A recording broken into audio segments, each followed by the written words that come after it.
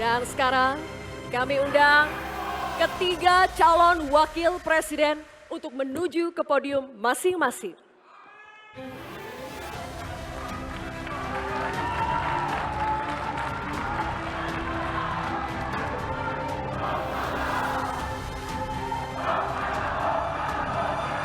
Oke, cukup? Cukup, kita lanjutkan ya.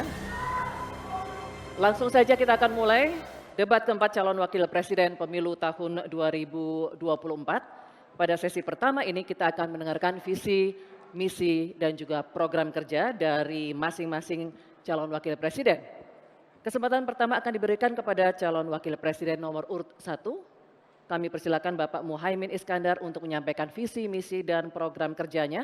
Waktu Bapak 4 menit dimulai dari saat Bapak berbicara. Silakan.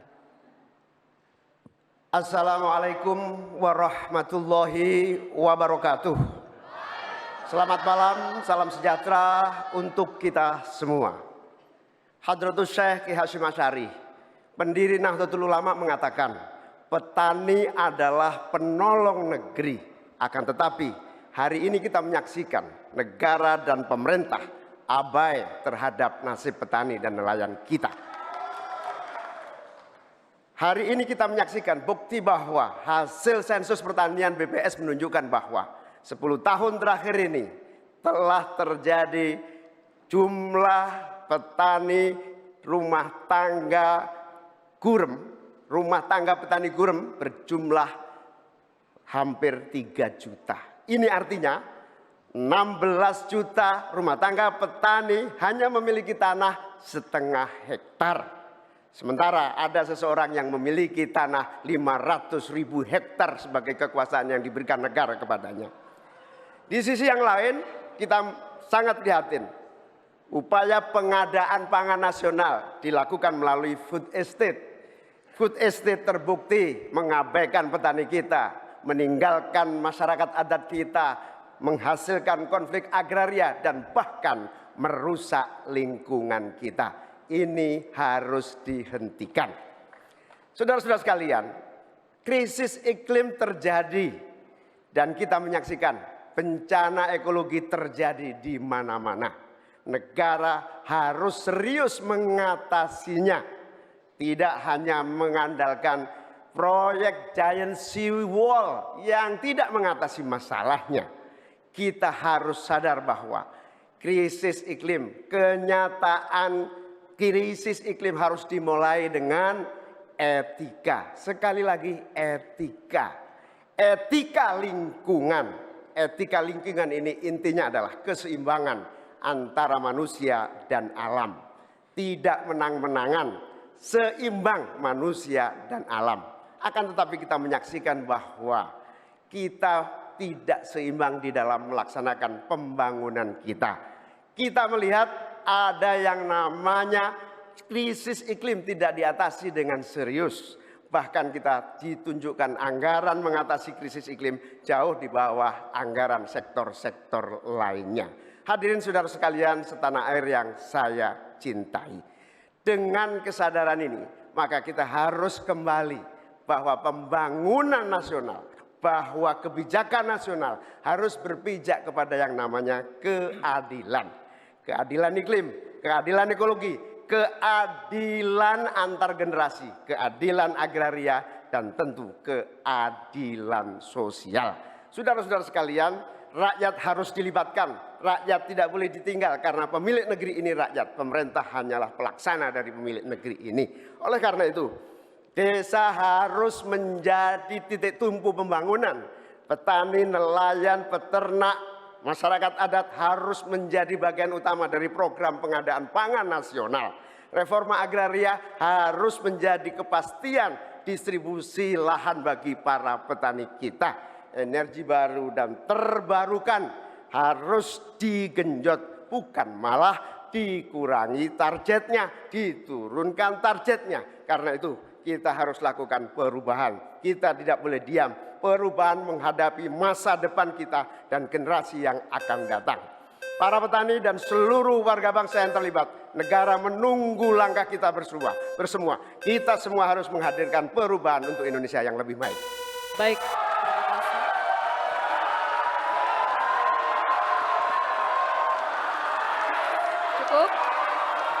Bapak Ibu cukup. Nanti kita berikan waktu di terakhir ya. Kita lanjutkan Cukup? Bapak Ibu ya. Tenang. Baik, terima kasih Bapak Muhaimin Iskandar. Selanjutnya kami persilakan calon wakil presiden nomor urut 2 Bapak Gibran Rakabuming Raka untuk menyampaikan visi, misi dan program kerja. Waktu Bapak 4 menit dimulai ketika Bapak berbicara. Assalamualaikum warahmatullahi wabarakatuh. Salam sejahtera, Shalom, Om Swastiastu, Namo Buddhaya, salam kebajikan. Indonesia ini negara besar.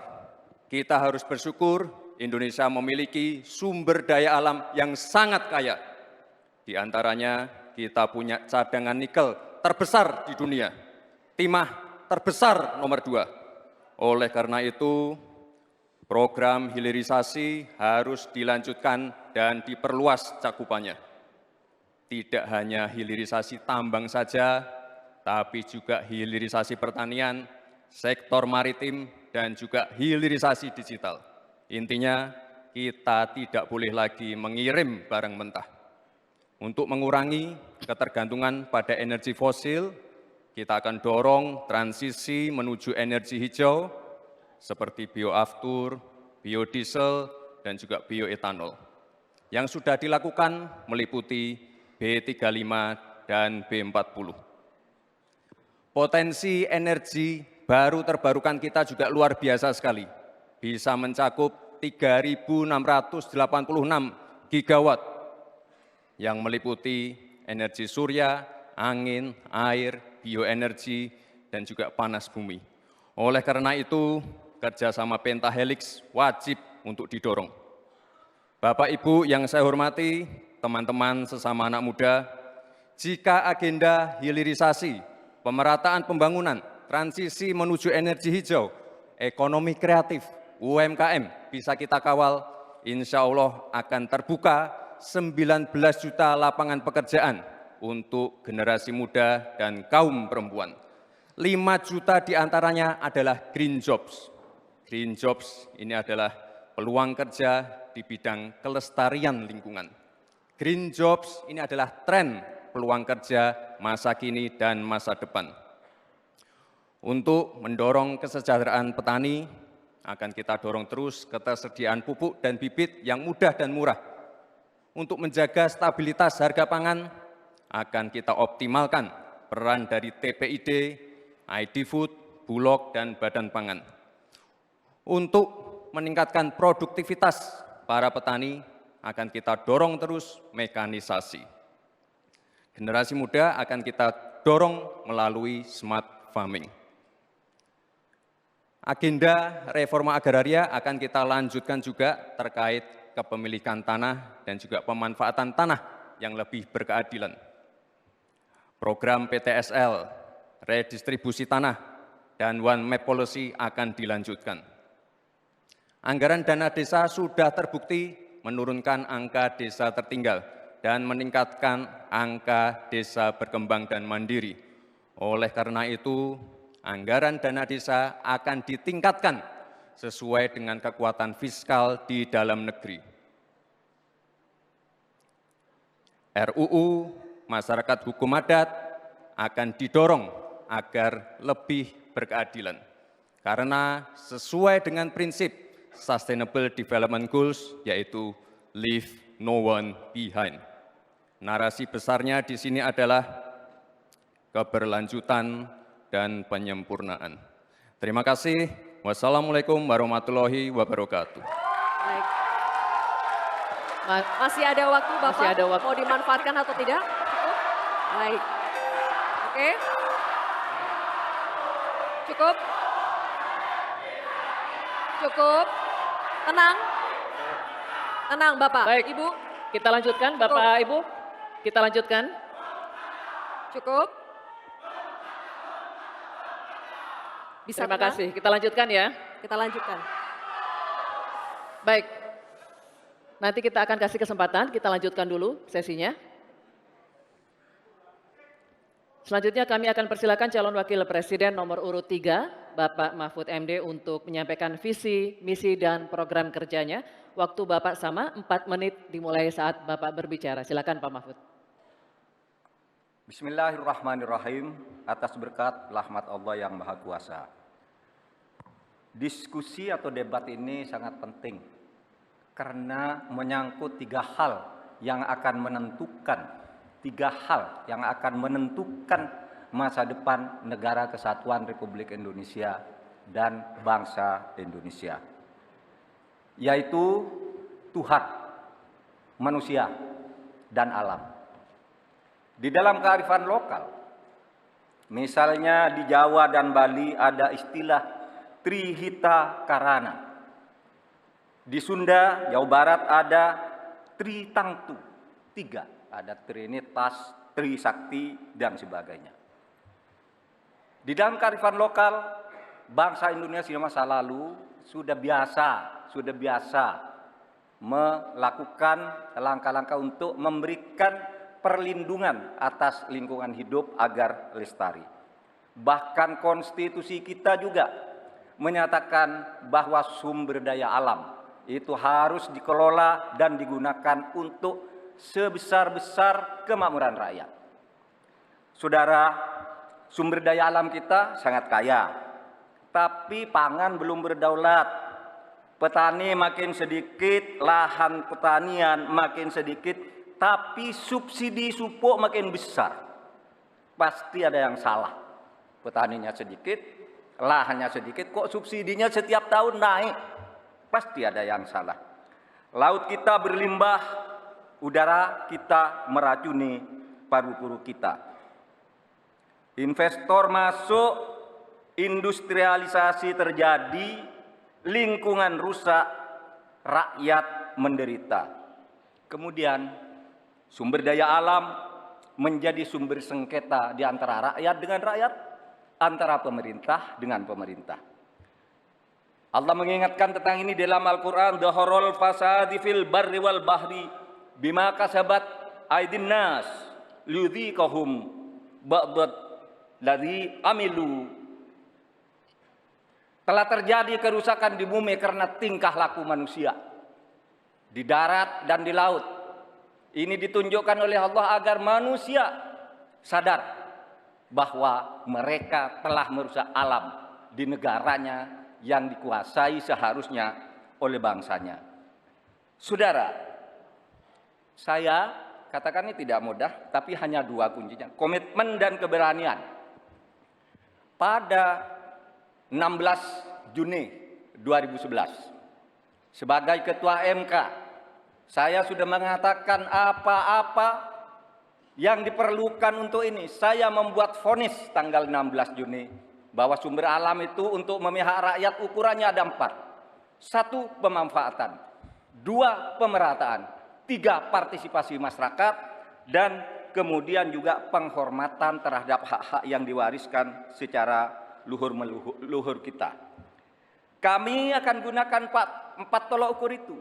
Tetapi saya tidak melihat pemerintah melakukan langkah-langkah apa sih yang diperlukan ini untuk menjaga kelestarian lingkungan alam kita.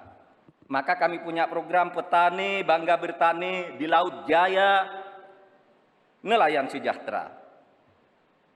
Jangan misalnya seperti food estate yang gagal dan merusak lingkungan.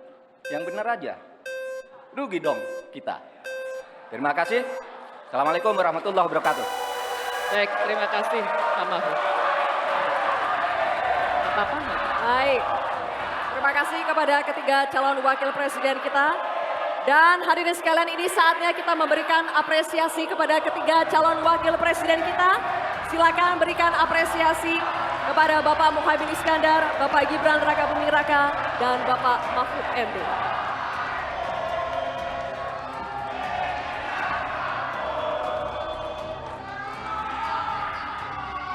Baik.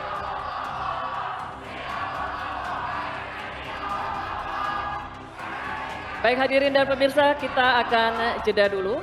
Di segmen berikutnya kami akan perdalam visi, misi, dan juga program kerja para calon wakil presiden melalui berbagai pertanyaan dari para panelis. Tetaplah bersama debat keempat calon wakil presiden pemilu tahun 2024.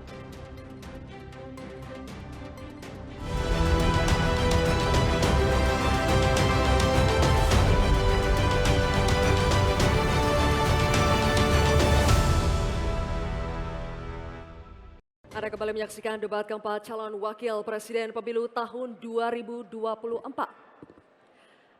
Di segmen kedua ini, calon wakil presiden akan menjawab pertanyaan yang telah disusun oleh tim panelis. Selain menjawab pertanyaan, masing-masing calon wakil presiden juga akan diberikan kesempatan untuk saling menanggapi dan saling memberikan respons. Untuk itu, kami undang kembali ketiga calon wakil presiden untuk menuju ke podium masing-masing.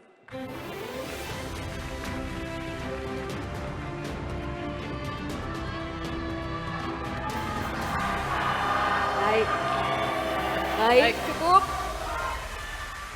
Kami ingatkan kembali kepada seluruh hadirin untuk menjaga ketertiban.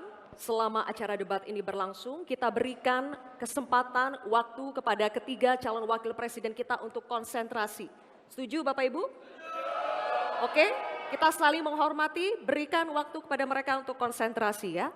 Dan kami juga ingatkan kepada ketiga calon wakil presiden, kami informasikan untuk segmen kedua dan sampai segmen terakhir, segmen 6 sampai selesai, kami mohon agar penyampaian visi misi, pendalaman maupun nanti babak saling tanya jawab untuk tetap berada di podium. Kami informasikan sekali lagi kepada ketiga calon wakil presiden agar dalam penyampaiannya tetap berada di podium. Terima kasih. Baik, hadirin sekalian, di segmen kedua ini, pendalaman visi, misi, dan program kerja akan dimulai dengan calon wakil presiden nomor urut 2 Bapak Gibran Rakabuming Raka. Untuk itu kami persilakan panelis Bapak Profesor Dr. Insinyur Abrar Saleng untuk mengambil pertanyaan subtema di dalam wadah dan mohon diperlihatkan Bapak kepada seluruh hadirin dan juga kepada kami, moderator.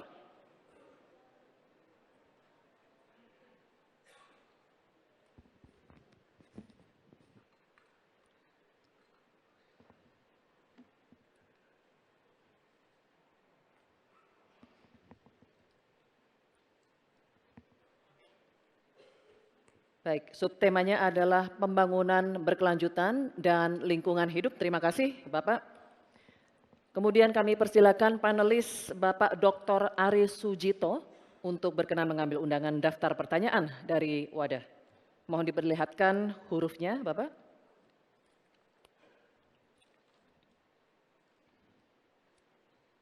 Huruf A. Baik, huruf A. Kami akan buka amplop pertanyaannya, masih disegel Bapak-Bapak, dan kami ingatkan juga bahwa kami akan membacakan pertanyaan ini satu kali, mohon didengarkan dengan seksama. Ini pertanyaan untuk calon wakil presiden nomor urut 2 Bapak Gibran Rakabuming Raka. Pembangunan rendah karbon diperlukan untuk mewujudkan net zero emission atau emisi nol bersih tahun 2060 melalui pemanfaatan sumber daya alam yang efisien dan inklusif. Namun praktek pembangunan masih berorientasi pada ekonomi ekstraktif. Pertanyaannya, bagaimana kebijakan paslon untuk mengarus utamakan pembangunan rendah karbon yang berkeadilan? Waktu menjawab 2 menit, Bapak, dimulai saat Bapak berbicara. Silakan. Baik, terima kasih. Jika kita bicara masalah karbon, tentunya kita harus menyinggung juga masalah pajak karbon, carbon storage, dan juga carbon capture. Agenda ke depan tentu kita harus mendorong transisi menuju energi hijau. Kita tidak boleh lagi ketergantungan pada energi fosil, kita dorong terus energi hijau yang berbasis bahan baku nabati, seperti yang saya katakan tadi, bioetanol, bioaftur, biodiesel. Sekarang sudah terbukti dengan adanya B35 dan B40, ini sudah mampu menurunkan nilai impor minyak kita meningkatkan nilai tambah produksi sawit di dalam negeri dan juga lebih ramah lingkungan.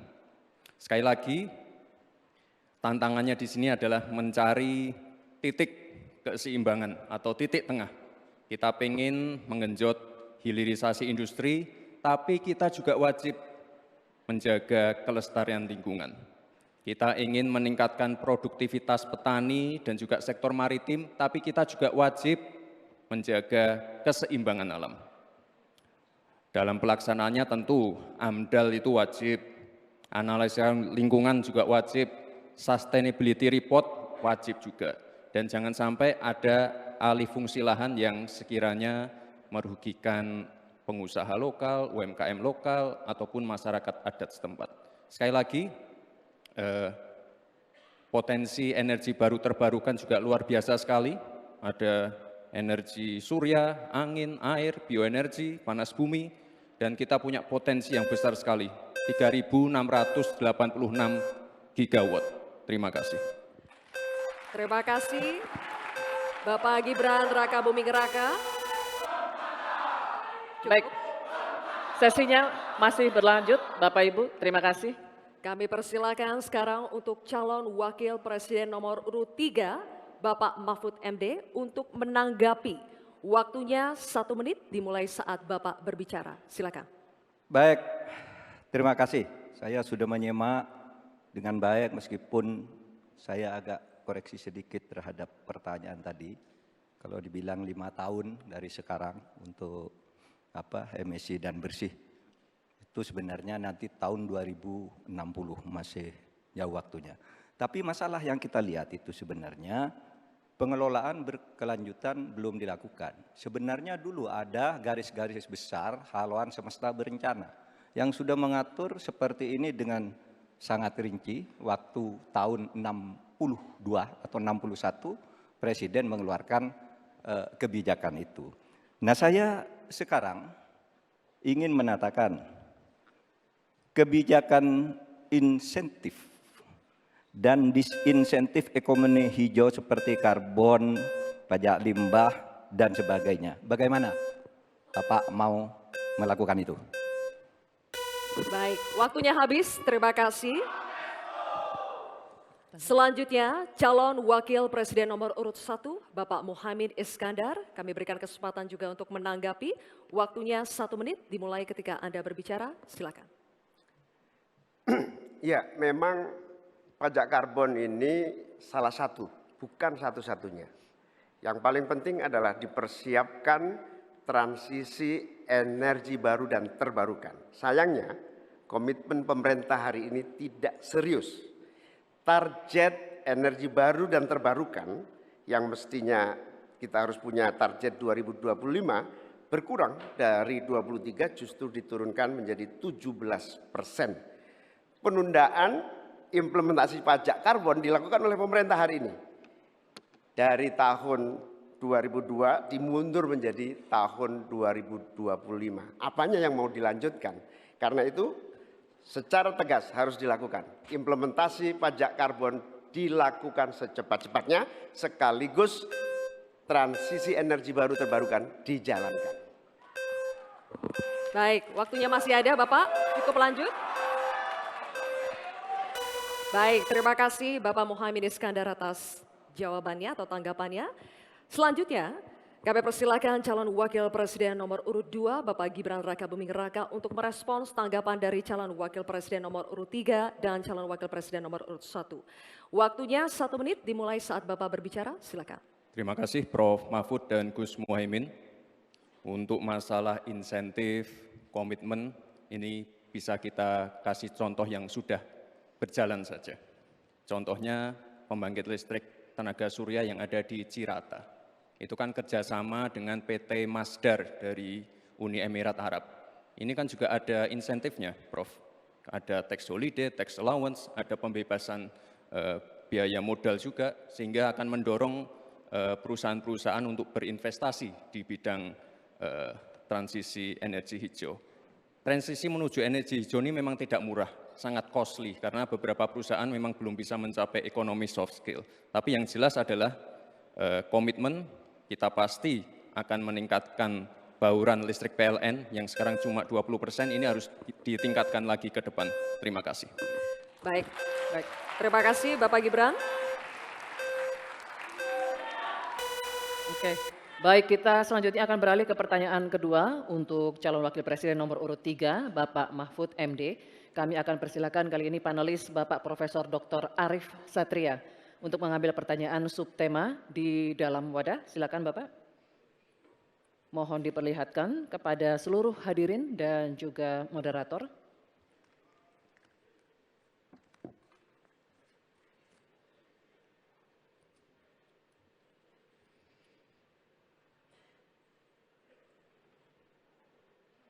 Baik.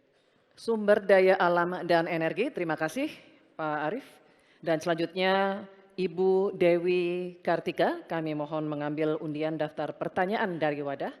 Mohon nanti diperlihatkan huruf yang tertera.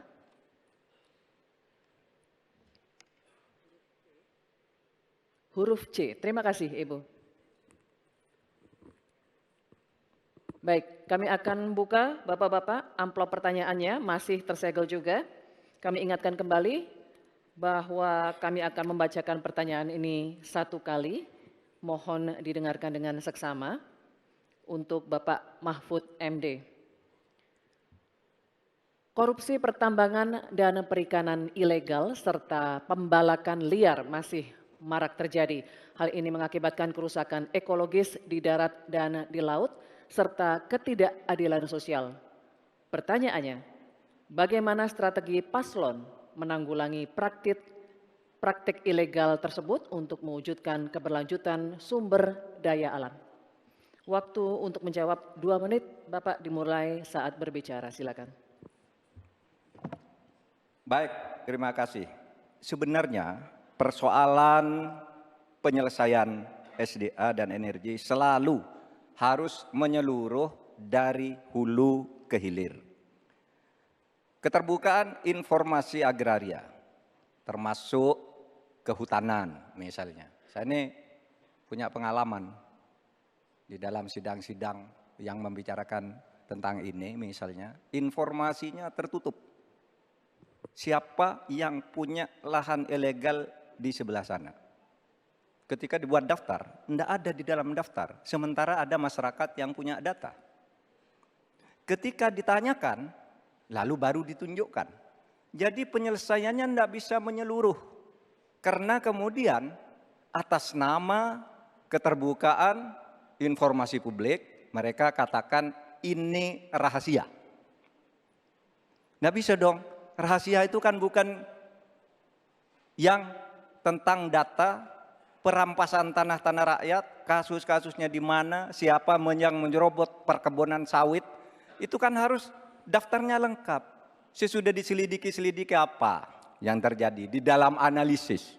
Wah, itu memang permainannya buruk. Sehingga selalu disembunyikan. Kalau baru orang tahu dikeluarkan satu-satu. Tidak ada penyelesaian yang menyeluruh.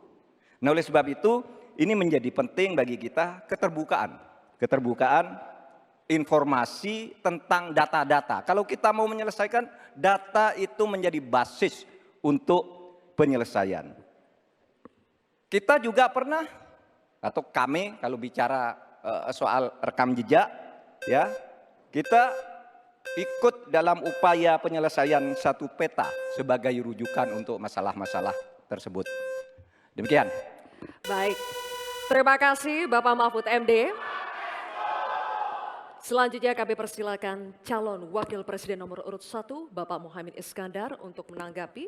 Waktu Bapak 1 menit, dimulai ketika Bapak berbicara, silakan.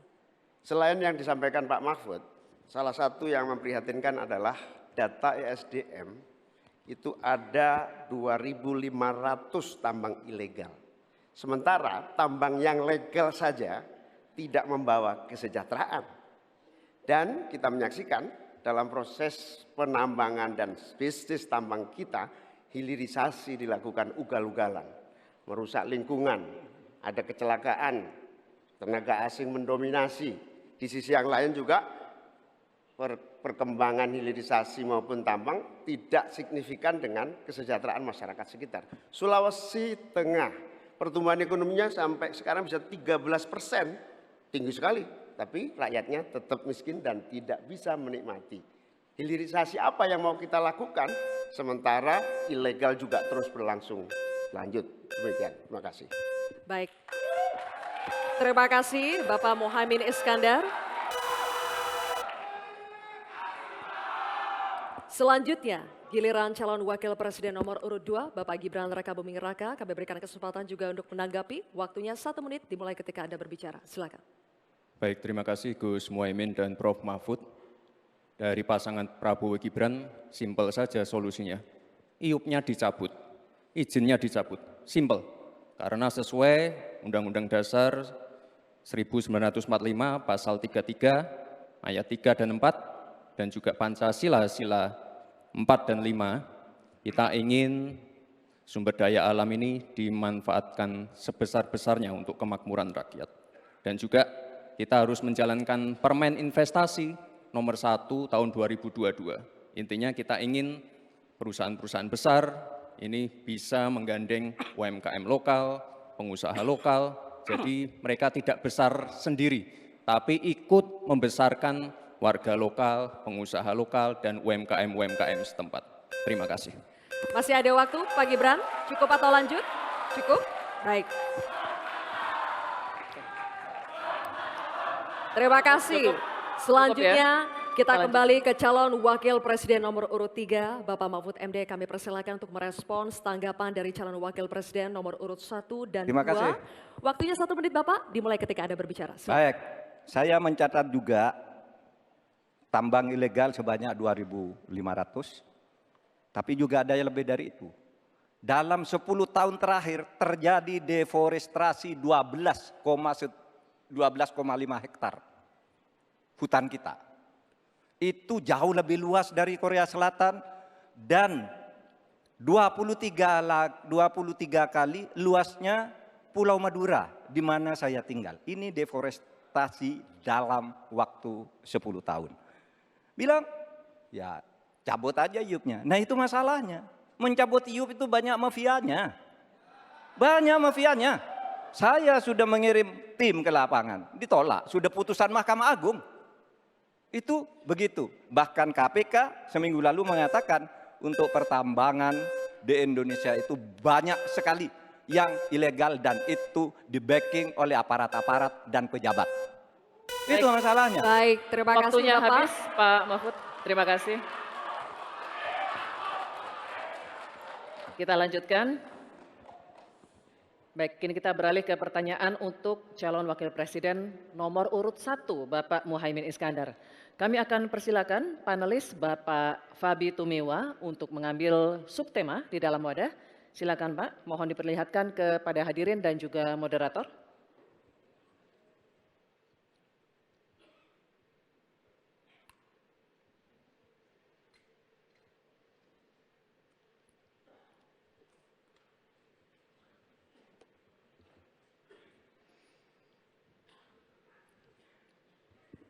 Pangan. Baik, terima kasih Bapak. Dan kami persilakan pula panelis Profesor Dr. Insinyur Haryadi Kartodiharjo untuk mengambil undian daftar pertanyaan dari wadah. Mohon diperlihatkan huruf yang tertera.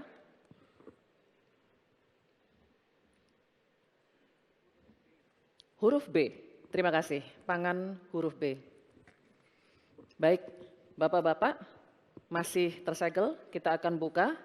Dan kembali kami ingatkan bahwa kami akan membacakan pertanyaan 1 kali, mohon didengar dengan seksama. Ini untuk calon wakil presiden nomor urut 1 Bapak Muhaimin Iskandar. Perubahan iklim ekstrim mengancam produksi pangan dan menurunkan kualitas gizi pangan. Hal ini sangat berpengaruh terhadap kualitas sumber daya manusia serta kecerdasan, imunitas, dan produktivitas. Pertanyaannya, bagaimana strategi paslon untuk menghadapi dampak perubahan iklim terhadap produksi dan kualitas gizi pangan? Waktu menjawab 2 menit, Pak Muhaimin dimulai saat berbicara. Silakan. Saudara-saudara sekalian, tanpa krisis iklim pun persawahan pertanian kita tidak memiliki air dan irigasi yang memadai. Bahkan dia lebih fatal lagi dalam mengadakan pengadaan pangan nasional, petani tidak dilibatkan dan bahkan hanya melibatkan korporasi.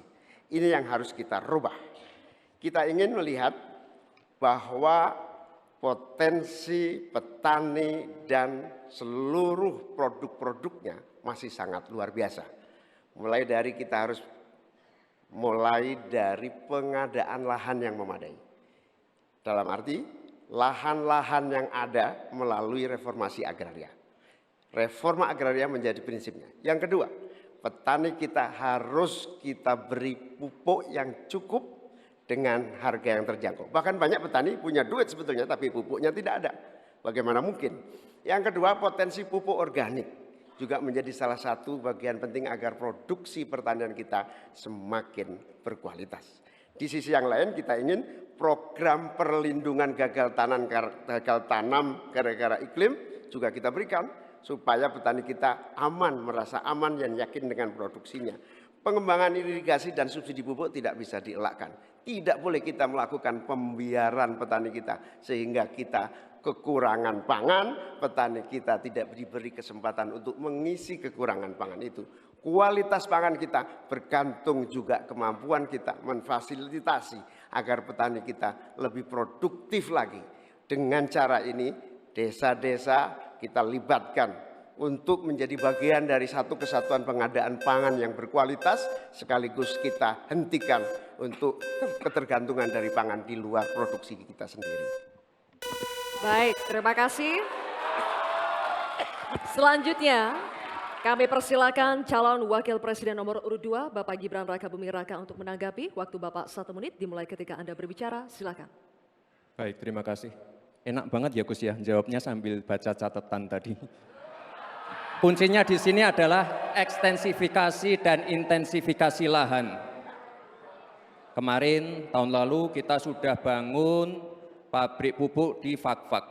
Kuncinya untuk meningkatkan produktivitas ya kita harus genjot kawasan industri pupuk.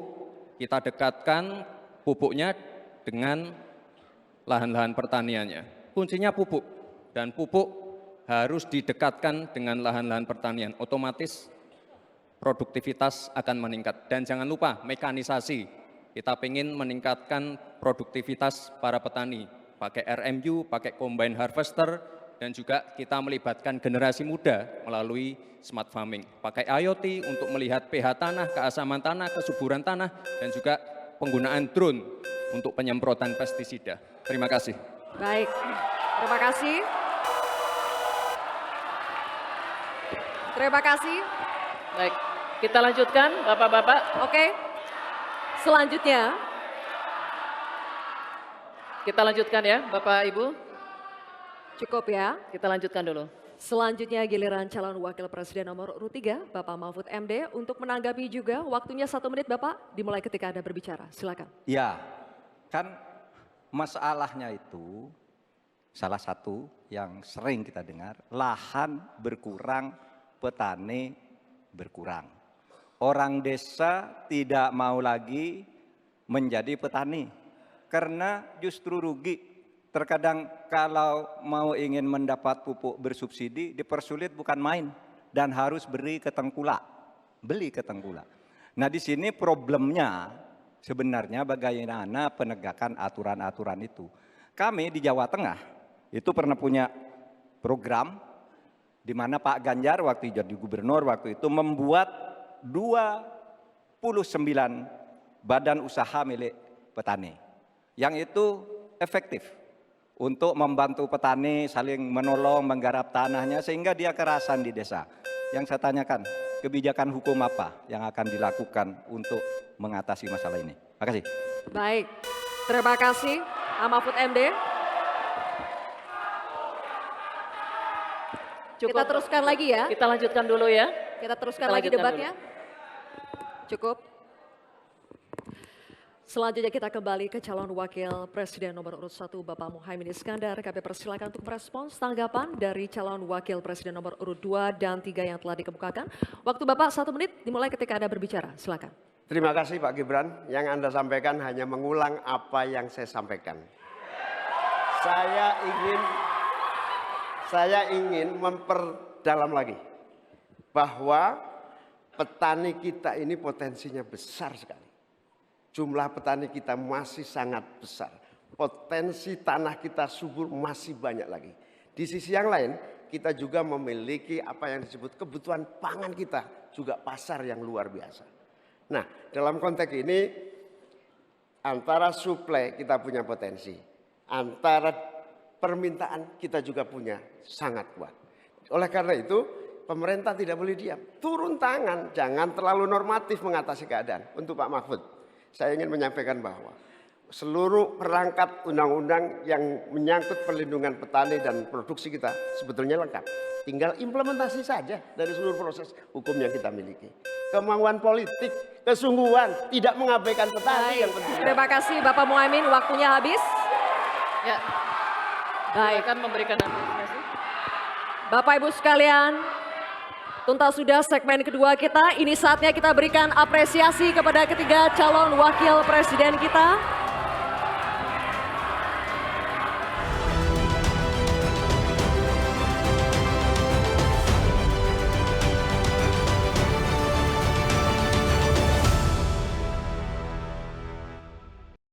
Pertanyaan untuk calon wakil presiden nomor urut 3, Bapak Mahfud MD.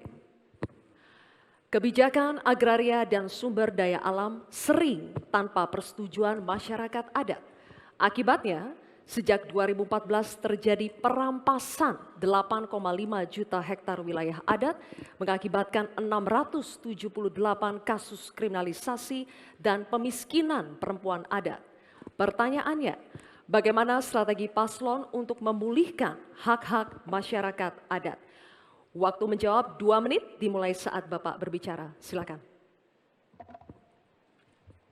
Terima kasih moderator. Saya ingin memulai masalah ini dengan pengalaman bahwa saat ini di tahun 2024 ini berdasar rekapitulasi yang dibuat oleh Kemenko Polhukam dari 10.000 pengaduan, itu 2.587 adalah kasus tanah adat. Jadi ini memang masalah besar di negeri ini. Ada orang yang mengatakan, aturannya kan sudah ada. Tinggal laksanakan, enggak semudah itu. Justru ini aparatnya yang tidak mau melaksanakan aturan. Akalnya banyak sekali. Itu 4 hari yang lalu ketika kami ketemu di KPK, saya ulangi. KPK mengatakan itu banyak tuh penguasaan tanah, izin-izin tambang. Wah, sudah dicabut nih. Saya nih pengalaman saya juga. Ada sudah dicabut oleh Mahkamah Agung. Tidak dilaksanakan sampai 1,5 tahun. IUP tadi yang dikatakan oleh Mas Gibran. Ada perintah dari Mahkamah Agung tuh IUP yang di sana dicabut, ini vonis sudah inkrah. 1,5 tahun tidak jalan. Ketika kita ngirim orang ke sana, petugasnya tiba-tiba dipindah. Yang baru ditanya, kami tidak tahu. Padahal sudah terjadi eksploitasi terhadap tambang-tambang nikel kita misalnya. Nah, oleh sebab itu, kalau ditanyakan apa yang harus kita lakukan, strateginya adalah penertiban birokrasi pemerintah dan aparat penegak hukum. Karena kalau jawabannya laksanakan aturan itu normatif. Jadi kalau aparat penegak hukum itu hanya orang paling atas yang bisa memerintahkan siapa pimpinan penegak hukum itu. Sekian. Baik, terima kasih Bapak Mahfud MD. Cukup. Dan selanjutnya kami persilakan untuk calon wakil presiden nomor urut 1, Bapak Muhaimin Iskandar untuk menanggapi. Waktunya 1 menit, Pak. Dimulai saat berbicara, silakan. Ya, terima kasih. Saya tambahkan Pak Mahfud. Salah satu upaya kita agar tidak terjadi konflik antara proyek pembangunan nasional, terutama PSN, dengan masyarakat adat kita harus betul-betul punya prinsip tidak ada satupun yang ditinggalkan dalam mengambil keputusan. Libatkan itu masyarakat adat. Menghormati masyarakat adat bukan memakai pakaian adat setahun sekali 17 Agustus, bukan. Menghormati masyarakat adat adalah memberikan ruang hak ulayat mereka, hak budaya mereka, hak spiritual mereka, hak dan kewenangan mereka menentukan cara membangun. Dengan cara penghormatan itu saya kira Pak Mahfud, apa yang saya sampaikan tadi bisa berjalan dengan lancar. Problem-problem bisa diatasi dengan baik. Karena itu dalam catatan saya terpaksa saya catat supaya tidak salah. Karena ini bagian dari agar kita tidak salah jalan di dalam melaksanakan pembangunan kita. Baik Pak Muhaimin, terima kasih. Dan selanjutnya Tenang ya. kami akan persilakan calon wakil presiden nomor urut 2 Bapak Gibran Rakabuming Raka untuk menanggapi. Waktunya sama 1 menit dimulai saat berbicara. Silakan. Baik, terima kasih Prof. Mahfud. Sebagai seorang ahli hukum, Prof. Mahfud pasti paham bahwa RUU Masyarakat Hukum Adat ini masih kita usahakan untuk didorong. Sekarang juga sudah ada Perpres 28 tahun 2023. Ini sudah ada 1,5 juta hektar hutan adat yang sudah diakui. Memang kuncinya ke depan adalah kita harus perbanyak dialog dengan para tokoh adat, kepala-kepala adat, tokoh masyarakat setempat. Jadi jangan sampai ketika ada pembangunan yang masif ataupun ada PSN, jangan sampai masyarakat adat ini tersingkirkan. Justru harus dirangkul dan diberikan manfaat yang sebesar-besarnya, terutama untuk masyarakat lokal, pengusaha lokal, UMKM lokal, dan termasuk masyarakat adat setempat. Terima kasih. Baik, masih ada waktunya Pak Gibran? Cukup? Oke, baik, terima kasih. Nanti ada waktunya Bapak Ibu. Kita lanjut dulu ya. Kita lanjut dulu, Bisa kita Bapak-Bapak. lanjutkan? Cukup Oke, ya. terima kasih ya. Kita lanjut Terima dulu. kasih. Kita akan kembali dulu ke Pak Mahfud MD, calon wakil presiden nomor urut 3 untuk merespon tanggapan dari calon wakil presiden nomor urut 1 dan 2 yang telah dikemukakan. Waktunya 1 menit Pak Mahfud. Ya, Silakan. Pak Muhaimin, di meja saya itu ada tumbler. Tulisannya no one left behind. Jangan ada satupun yang tertinggal. Dan itu yang saya lakukan. Kalau Bapak tadi katakan jangan ada yang tertinggal dong. Semua dilipat. Itu yang tadi saya putuskan ketika saya membatalkan 14 pasal Undang-Undang Wilayah Pesisir, justru karena di situ masyarakat adat tidak pernah dilibatkan.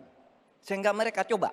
Sekarang ini masyarakat adat yang ada di hutan-hutan di Kalimantan Timur itu 20.000 orang tidak bisa memilih karena tidak punya KTP. Kenapa tidak punya KTP? Karena katanya dia menghuni hutan negara. Kalau hutan negara tidak boleh ada penduduk di situ, padahal dia sudah puluhan tahun di situ. Nah, tentang RUU Hukum Masyarakat Hukum Adat, sudah masuk di dalam program kami, divisi kami. Memang itu sesudah sejak 2014 tidak jalan, akan kita jalankan. Terima kasih. Baik, Pak Mahfud, terima kasih. Oke, cukup? Cukup. Selanjutnya kita beralih ke pertanyaan untuk calon wakil presiden nomor urut 1 Bapak Muhaimin Iskandar.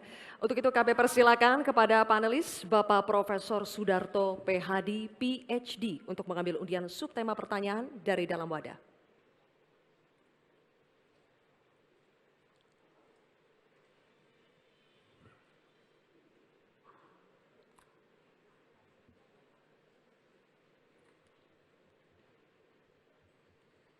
Mohon tunjukkan kepada hadirin dan juga kepada kami. Subtemanya adalah desa. Baik. Selanjutnya kami persilakan panelis Ibu Profesor Dr. Sulistiowati Irianto untuk mengambil undian daftar pertanyaan dari dalam wadah. Silakan.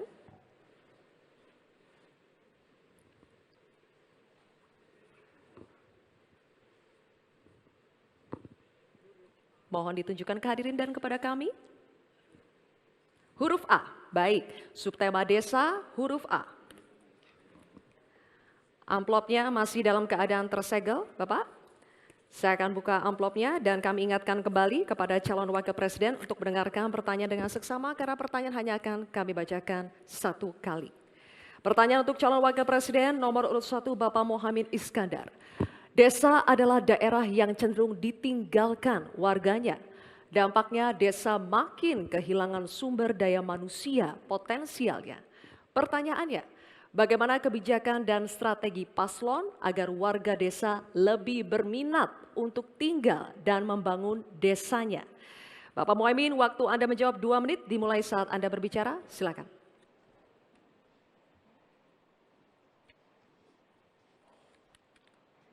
Terima kasih. Saya catat sedikit. Yang penting ini bukan catatan Mahkamah Konstitusi. Hadirin sekalian yang saya muliakan, sebetulnya diawali dari paradigma. Paradigma pembangunan kita itu apa? Dulu kita gagal zaman Orde Baru karena kita membangun dari atas. Dengan pembangunan desa, kita membangun dari bawah. Dengan pembangunan dari bawah, kita yakin akan tumbuh kehidupan kemasyarakatan, ekonomi, sosial, budaya yang akan terus terjaga dan lestari. Oleh karena itu, sejak kita mengawali undang-undang pembangunan desa yang diikuti dengan penerapan dana desa yang terus meningkat dari tahun ke tahun, akan terbangun infrastruktur dan transformasi desa dari desa tertinggal menjadi desa maju dan mandiri. Hari ini sudah 13.000 desa yang tertinggal menjadi desa sudah menjadi desa maju, desa mandiri, sekarang tinggal 4.000 saja. Ini bukti bahwa infrastruktur kita berjalan baik, dana desa terlaksana dengan baik sehingga masyarakat desa semakin kerasan.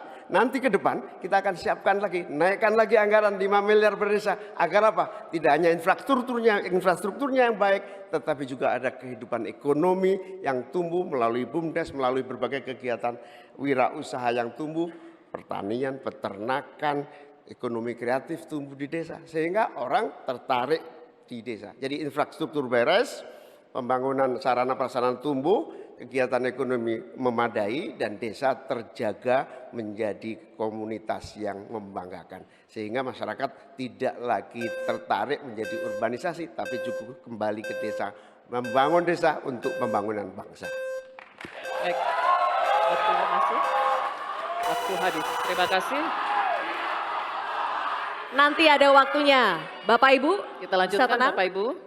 Tenang ya. Kini kami akan persilakan calon wakil presiden nomor urut 2 Bapak Gibran Rakabuming Raka untuk menanggapi. 1 menit Bapak dimulai saat berbicara. Silakan. Nah gitu dong Gus, jangan terlalu tegang kayak waktu debat Cawapres pertama kemarin.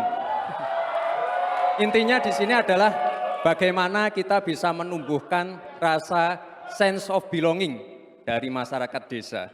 Saya pernah ke Mojokerto, di situ ada desa wisata nomor 1 se-Indonesia. Kemarin dapat penghargaan dari Pak Sandiaga Uno.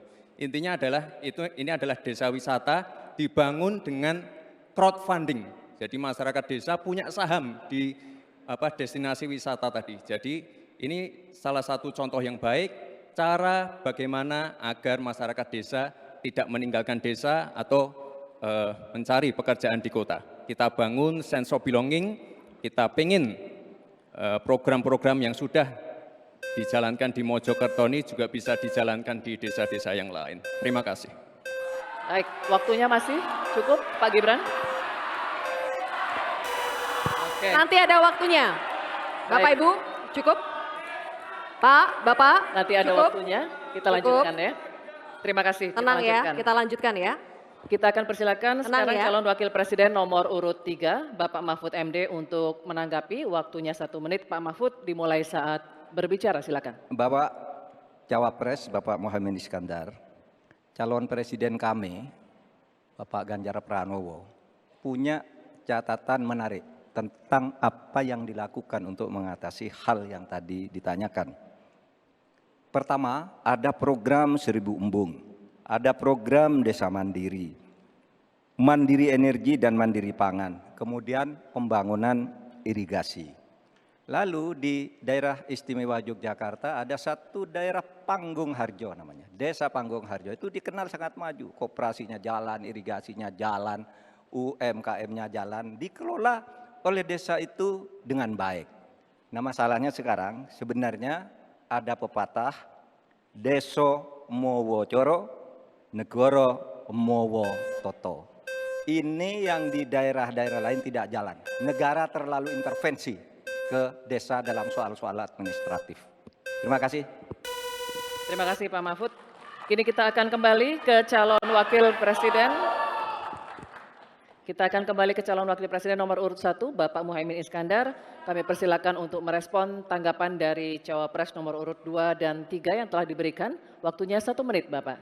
Silakan. Ya, apa yang disampaikan Pak Gibran lebih dari upaya kita untuk menggerakkan ekonomi daerah sehingga tumbuhlah growth, tumbuhlah daya tarik.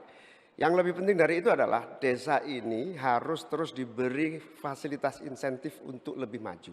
Oleh karena itu, keinginan saya menambah anggaran desa minimal 5 miliar buat desa lebih maju lagi itu betul-betul keinginan untuk mempercepat pertumbuhan ekonomi dan SDM di tingkat desa.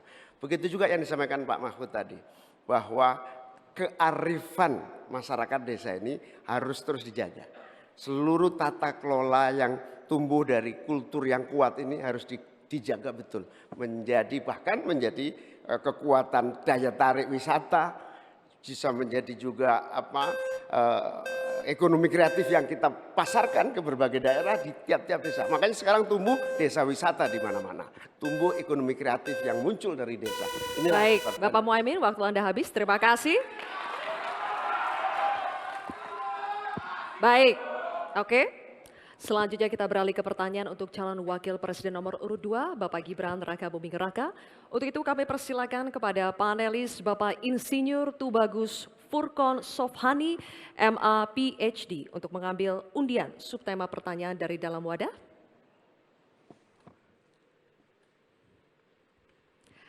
Mohon diperlihatkan kepada hadirin dan juga kepada kami.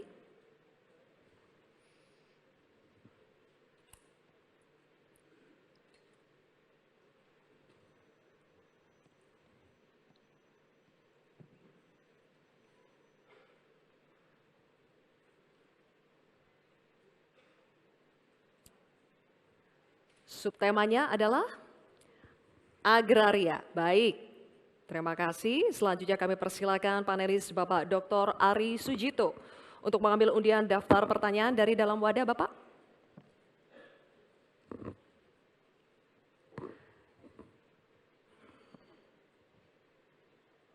Mohon diperlihatkan kepada hadirin dan juga kepada kami. Huruf A. Oke. Subtema agraria, undian daftar pertanyaan huruf A. Masih tersegel amplop pertanyaannya. Kami ingatkan kembali bahwa pertanyaan hanya akan kami bacakan sekali, oleh karena itu mohon disimak dengan seksama. Pertanyaan untuk calon wakil presiden nomor urut 2, Bapak Gibran Rakabuming Raka. Undang-Undang Pokok Agraria mengamanatkan reforma agraria bertujuan merombak ketimpangan penguasaan tanah, menyelesaikan konflik agraria, dan mengatasi kemiskinan. Namun, hingga saat ini reforma agraria belum berhasil diwujudkan. Pertanyaannya, bagaimana strategi paslon untuk mengembalikan tujuan reforma agraria sesuai amanat konstitusi? Waktu Bapak 2 menit dimulai ketika Anda berbicara. Silakan. Baik, terima kasih. Untuk program reforma agraria, ini akan kami kuatkan dan kami sempurnakan. Sekarang sudah ada program PTSL, sudah berhasil membagikan sekitar 110 juta sertifikat. Dulu sebelum ada program ini hanya bisa menghasilkan dan membagikan 500.000 sertifikat. Bayangkan itu butuh berapa tahun untuk menyelesaikan masalah. Lalu sekarang juga sudah ada program redistribusi tanah. Tanah-tanah ex-HGU dan lain-lain disimpan di bank tanah untuk nanti diredistribusi ulang kepada para misalnya pengusaha lokal, petani lokal, dan lain-lain. Sekarang juga ada program One Map Policy. Ini sangat-sangat berguna sekali untuk mengurangi adanya konflik-konflik sengketa tanah, mafia tanah, dan lain-lain. Karena database-nya sudah digital, batas-batas tanahnya sudah tercapture semua di database, ini akan sangat-sangat mengurangi yang namanya mafia tanah. Sekali lagi, reforma agraria akan kita lanjutkan dan kita kuatkan, dan kemarin saya dan Pak Ganjar juga sempat mendapatkan predikat kota lengkap di kota Solo. Jadi Solo ini dari BPN sudah mendapatkan predikat kota lengkap, garis-garis batas tanah-tanah wilayahnya sudah tercapture semua, sehingga nanti akan mengurangi, sekali lagi, konflik-konflik tanah, mafia tanah, karena semuanya sudah tercapture secara digital di database-nya BPN. Kuncinya di sini adalah digitalisasi. Dan tadi kota lengkap, one map policy ini sangat penting sekali untuk kita bagaimana nanti menyelesaikan konflik-konflik agraria ke depan. Terima kasih. Baik. Terima kasih Pak Gibran. Oke. Ditahan dulu, nanti akan ada waktu. Nanti ada waktunya. Bapak Boleh Ibu, kita ada lanjut waktunya. dulu? Cukup ya? Bisa tenang? Kita lanjut dulu ya. Baik, kini kami persilakan calon wakil presiden nomor urut 3, Bapak Mahfud MD, untuk menanggapi Bapak waktunya 1 menit dimulai Ya, dari saat berbicara. terima Silakan. kasih moderator. Jadi kalau melihat ketimpangan penguasaan tanah itu memang coba lihat bisnis sawit itu 39 hektar.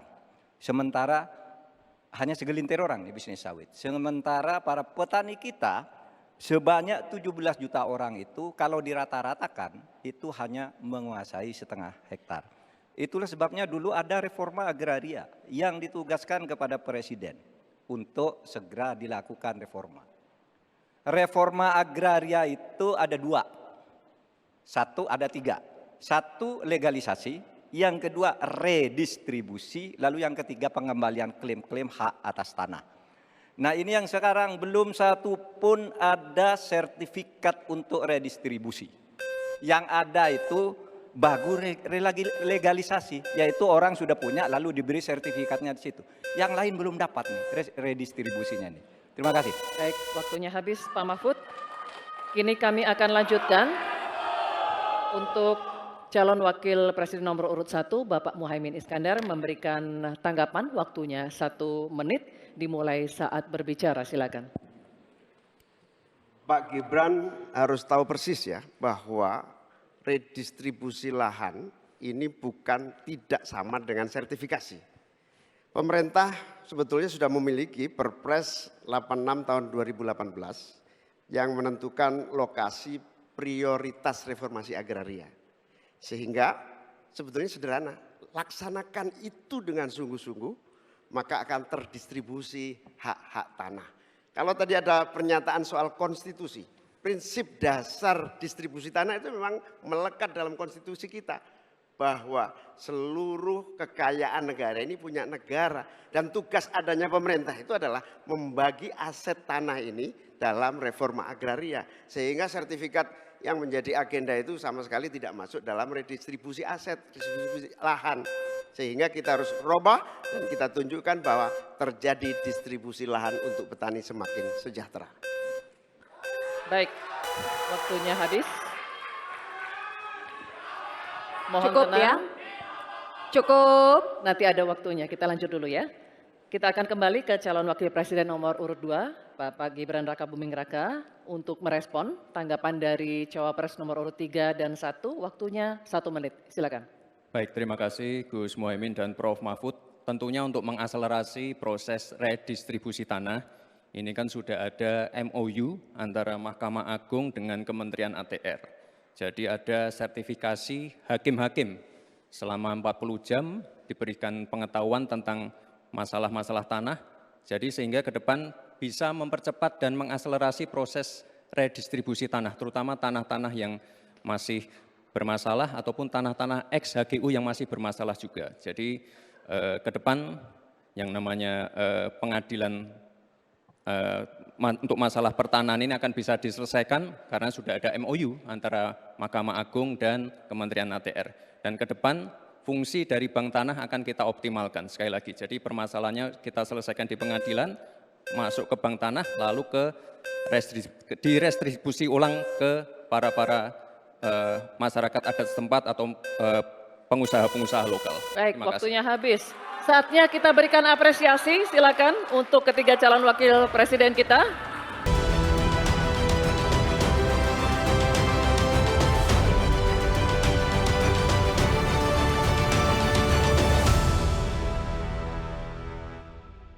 Baik, Baik, Bapak-bapak, cukup. Ini adalah segmen tanya jawab. Jawaban akan ditanggapi oleh calon wakil presiden penanya dan selanjutnya akan direspon kembali oleh calon wakil presiden yang menjawab.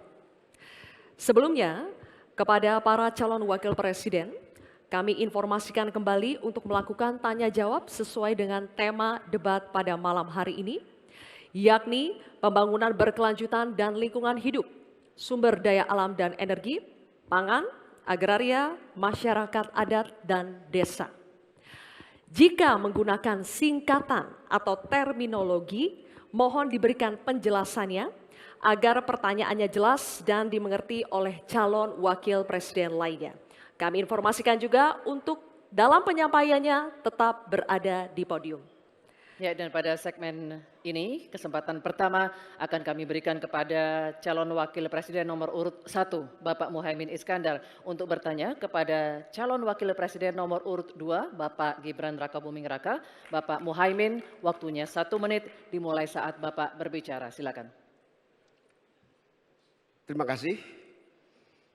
Pak Gibran, Indonesia ini terdiri dari berbagai bioregional, di mana kita harus betul-betul mengerti agar pembangunan kita tepat sasaran dan bisa tumbuh dengan baik. Pertanyaannya, bagaimana strategi Anda melaksanakan pembangunan berbasis bioregional itu agar keadilan iklim terjaga, keadilan sosial terwujud, keadilan ekologi terlaksana dengan baik, keadilan antar generasi juga terwujud, sekaligus keadilan sosial. Mohon dijelaskan. Waktunya masih ada 17 menit. Apakah akan dipergunakan? 17 detik. 17 detik maksud kami? Cukup. Cukup Pak Muhaimin, baik.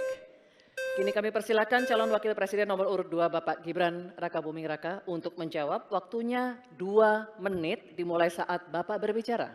Silakan. Gus Muhaimin ini lucu ya. Menanyakan masalah lingkungan hidup tapi itu kok pakai botol-botol plastik itu. Padahal saya, Pak Ganjar, Prof. Mahfud pakai botol kaca. Itu gimana itu komitmennya? Botol plastik semua itu. Tapi enggak apa-apa. Kita kembali lagi ke topik ya. Intinya di sini kita sudah berkomitmen untuk yang namanya pembangunan tidak boleh lagi Jawa sentris. Harus mulai Indonesia sentris.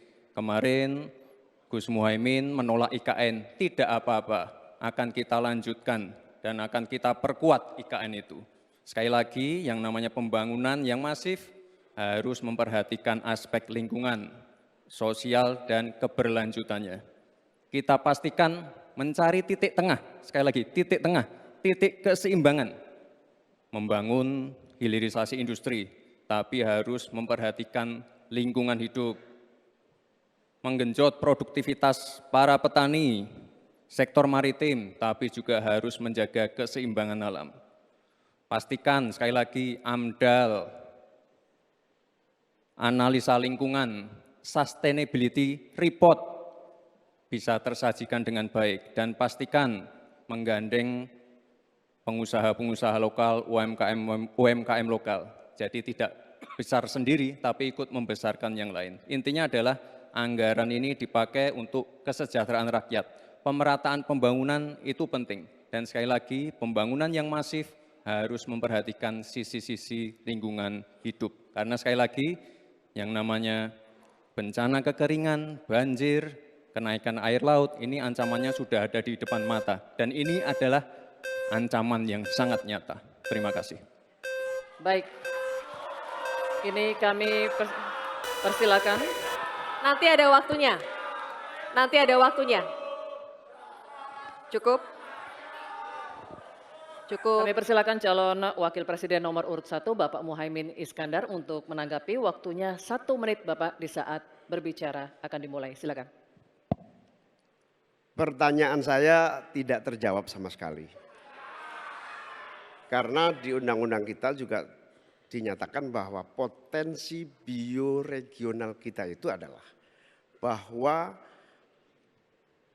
wilayah nasional kita itu bukan terbagi bukan saja sekedar karena politik dan administrasi, tetapi ekosistem lingkungannya ada, sekaligus juga komunitas masyarakat yang tumbuh juga menjadi pertimbangan. Sehingga Papua misalnya, jangan pernah salah dalam membangun Papua. Papua harus berbasis pemerataan dan keadilan yang sempurna. Maluku misalnya, dengan kekuatan maritimnya, Maluku menjadi bioregional untuk pengembangan ekonomi kelautan dan perikanan. Jawa misalnya, keberlanjutan pembangunan yang menumbuhkan potensi ekonomi secara pertumbuhan. Baik, waktunya habis Pak Muhaimin. Kami persilakan calon wakil presiden nomor urut 2 Bapak Gibran Rakabuming Raka untuk merespon tanggapan dari Bapak Muhaimin Iskandar. Waktunya 1 menit. Kami persilakan. Loh, katanya tidak menjawab pertanyaan, tapi Gus Muhaimin malah ngomongin pemerataan pembangunan. Itu kan tadi yang saya omongin, Gus. Pemerataan pembangunan yang tidak lagi Jawa sentris, harus Indonesia sentris. Pembangunan IKN sebagai simbol transformasi pembangunan Indonesia, Papua, dan lain-lain. Itu kan tadi udah saya jawab. Intinya sekali lagi, pembangunan tidak boleh lagi Jawa sentris, harus lebih memperhatikan masyarakat terutama yang ada di luar Jawa, biar bisa merasakan akses konektivitas yang lebih baik lagi, menurunkan inflasi, menurunkan Gini rasio, meningkatkan peluang kerja, menumbuhkan titik pertumbuhan ekonomi baru. Itu tadi kan udah saya jawab, Gus. Mungkin Gus Muhaimin juga tidak paham dengan pertanyaan yang diberikan ke saya. Mungkin itu kan dapat contekan itu dari Pak Tom Lembong mungkin ya. Terima kasih. Masih ada waktu, Pak Gibran, cukup? Tenang. Tenang. Cukup. Bisa kami minta kerjasamanya? Baik, baru saja kita simak bersama. Calon wakil presiden nomor urut 1 dan 2 saling bertanya jawab. Selanjutnya, calon wakil presiden nomor urut 2 Bapak Gibran Rakabuming Raka bertanya ke calon wakil presiden nomor urut 3 Bapak Mahfud MD. Bapak Gibran, waktu Anda 1 menit dimulai saat Bapak berbicara. Silakan. Bagaimana cara mengatasi greenflation? Terima kasih. Masih ada waktu, Bapak Gibran. Aturan, istilah-istilah Kami yang- sampaikan kembali terminologi atau singkatan, mohon untuk dijelaskan. Enggak, tunggu. Silakan dilanjutkan. Masih ada waktu. Ini tadi tidak saya jelaskan karena kan beliau kan seorang profesor. Sesuai dengan Oke, aturan. greenflation adalah inflasi hijau. Sesimpel itu. Waktunya masih ada, Bapak Gibran, cukup? Kami persilakan kepada calon wakil presiden nomor urut 3 Bapak Mahfud MD untuk menjawab. Waktu Bapak 2 menit, silakan. Baik, untuk mengatasi inflasi hijau. Apa sih inflasi hijau? Itu kan ekonomi hijau. Ekonomi hijau itu adalah ekonomi sirkuler, ya, di mana sebuah proses pemanfaatan produk ekonomi, pangan misalnya, atau apa, produksi apapun, diproduksi, kemudian dimanfaatkan, di recycle, bukan dibuat. Jadi bukan barang itu lalu dibiarkan mengganggu ekologi. Nah, saya punya cerita, kalau bicara soal recycle seperti ekonomi hijau, saya merasa berbangga sebagai orang Madura. Karena orang Madura itu yang pertama dulu mempelopori ekonomi hijau, ekonomi sirkuler. Di mana orang Madura itu tuh yang memunguti sampah-sampah, menguti plastik-plastik lalu diolah. Sehingga sebenarnya ekonomi sirkuler itu sudah menjadi kesadaran masyarakat. Nah, oleh sebab itu, kalau untuk mengatasi inflasi itu tentu yang paling gampang kan kebijakan-kebijakan.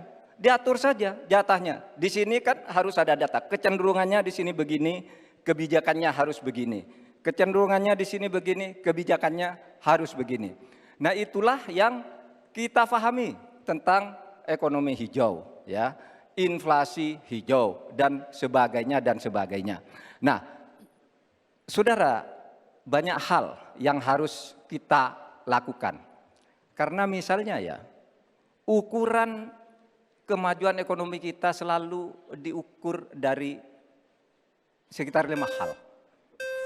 Misalnya pertumbuhan, kemiskinan, ketimpangan, dan 2 lainnya. Tetapi ada 1 yang harus ditambahkan, yaitu emisi. Baik Pak Mahfud, waktu Anda habis. Terima kasih. Selanjutnya kami persilakan kepada calon wakil presiden nomor urut 2, Bapak Gibran Rakabuming Raka untuk menanggapi. Waktu Anda 1 menit, silakan.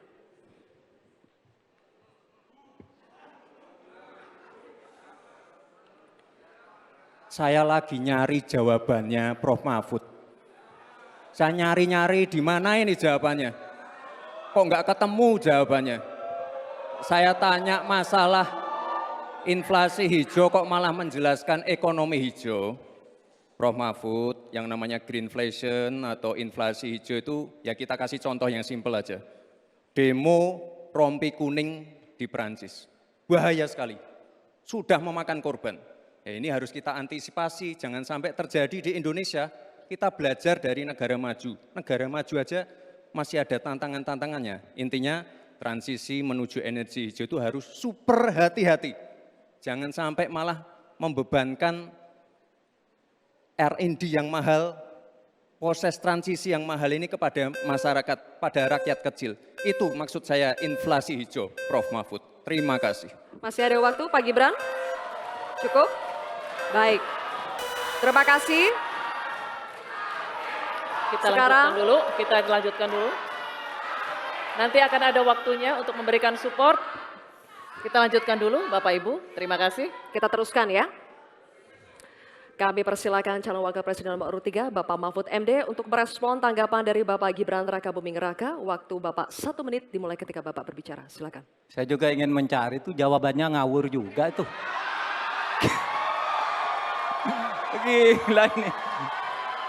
Ngarang-ngarang ndak karuan mengkaitkan dengan sesuatu yang tidak ada. Gitu ya. Begini loh, kalau akademis itu gampangnya kalau bertanya yang kayak gitu-gitu tuh recehan. Gitu. Recehan. Oleh sebab itu tidak layak dijawab menurut saya. Dan oleh sebab itu saya kembalikan saja ke moderator. Ini tidak layak dijawab pertanyaan kayak gini. Tidak ada ini jawabannya. Terima kasih. Cukup buat Pak Mahfud? Masih ada waktu Bapak? Saya kembalikan. Cukup ya? Baik. Saya kembalikan. Tidak ada gunanya menjawab. Ya. Baik. Bapak Ibu, demikianlah tadi interaksi saling tanya jawab antara calon wakil presiden nomor urut 2 dengan calon wakil presiden nomor urut 3. Terima kasih. Baik, Bapak Ibu kita lanjutkan ya sesinya, kita selesaikan dulu. Kali ini giliran calon wakil presiden nomor urut 3 dan nomor urut 1 untuk saling bertanya jawab. Diawali dengan calon wakil presiden nomor urut 3, Bapak Mahfud MD. Untuk bertanya kepada cawapres nomor urut 1, Bapak Muhaimin Iskandar. Waktunya 1 menit, Pak Mahfud, dimulai dari saat Bapak berbicara. Silakan. Ya, Pak Muhaimin, calon wakil presiden yang terhormat. Pada tahun 2014 kita berada di posisi yang berbeda. Saya menjadi ketua timnya Pak Prabowo, Pak Muhaimin di timnya Pak Jokowi waktu itu. Ada pertanyaan dari Pak Jokowi pada tanggal 5 Juli 2014 kepada Pak Prabowo. Pertanyaannya begini, Pak Prabowo, saat ini kita dihadapkan dengan bencana ekologis yang salah satunya disebabkan oleh kerusakan hutan. Laju penggundulan hutan di negara kita tertinggi di dunia. Nah, saat ini situasinya sama dengan tahun 2014 seperti yang kita diskusikan sejak tadi. Apakah Pak Muhaimin setuju bahwa kita telah gagal menghentikan kerusakan hutan dan juga food estate sesuai dengan penilaian Walhi dan Greenpeace? Waktunya habis. Selesai. Terima kasih. Kami persilakan calon wakil presiden nomor urut 1, Bapak Muhaimin Iskandar untuk menjawab. Waktunya 2 menit dimulai saat Bapak berbicara. Silakan.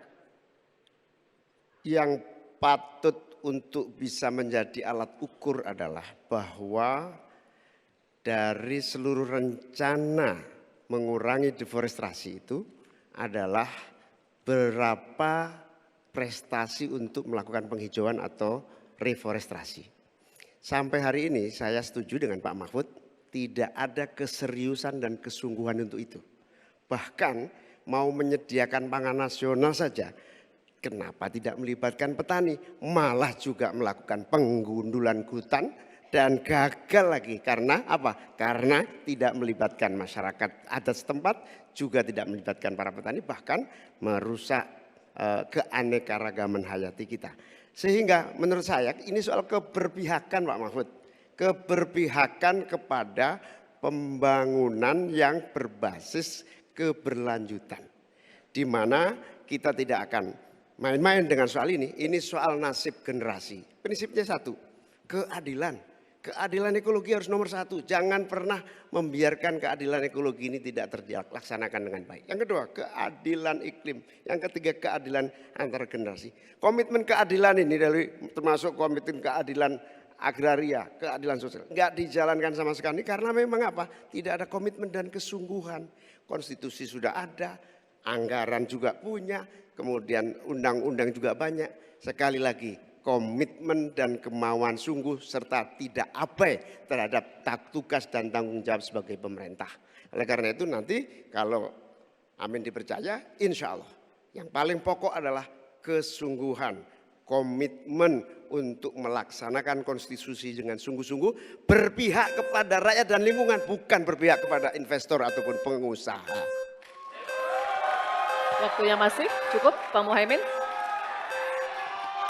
Baik.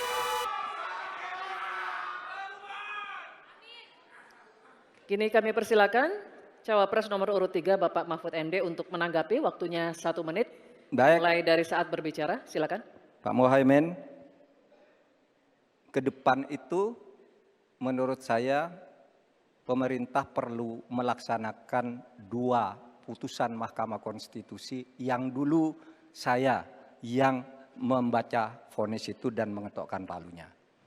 Pertama, mengakui aktivis lingkungan itu sebagai subjek hukum. Itu putusan MK. Sekarang ini kalau orang bicara lingkungan ditangkap. Nah, itu berbahaya bagi kelangsungan lingkungan hidup kita. Lalu yang kedua, saya juga udah pernah tuh membuat putusan Mahkamah Konstitusi dan saya sendiri yang ngetok palunya. Agar definisi hutan adat itu betul-betul dibedakan dari definisi hutan negara. Karena definisi hutan adat yang sering dipakai sekarang itu sering menyingkirkan masyarakat adat dari lingkungan hidupnya. Selesai. Waktunya habis. Kami persilakan kembali Cawapres nomor urut 1 Bapak Muhaimin Iskandar untuk merespon tanggapan dari Pak Mahfud MD tadi. Waktunya 1 menit dimulai dari saat Bapak berbicara. Silakan. Ya, setuju apa yang disampaikan Pak Mahfud. Inti dari hasil kemerdekaan kita itu kan 2. Satu, bahwa pemerintah atau negara mengatur sistem dan tata kelola pemerintahan dan kenegaraan. Yang kedua, mengelola kekayaan dan aset negara kita. Nah ini yang tidak pernah dilakukan. Dibiarkan aset itu liar, bahkan ada orang yang menguasai 500.000 sementara petani gurem kita sudah hampir 16 rumah tangga petani gurem yang hanya punya tanah 0,5 hektar. Itu dari segi soal pertanahan. Nah apalagi jasa para pemangku adat. Masyarakat adat yang memiliki banyak jasa sejak sebelum kemerdekaan hingga hari ini menjaga hutan, menjaga lingkungan kita. Tetapi tidak pernah diajak dialog. Ada pemaksaan melalui PSN, tidak diajak bicara, rempang misalnya, itu tidak melibatkan dengan sungguh-sungguh masyarakat di sekitar itu. Terima kasih. Masih ada waktu Bapak? Cukup? Cukup. Baik, oke. Kalau begitu, sesi tanya jawab untuk segmen ini sudah habis. Kita berikan apresiasi untuk ketiga calon wakil presiden kita.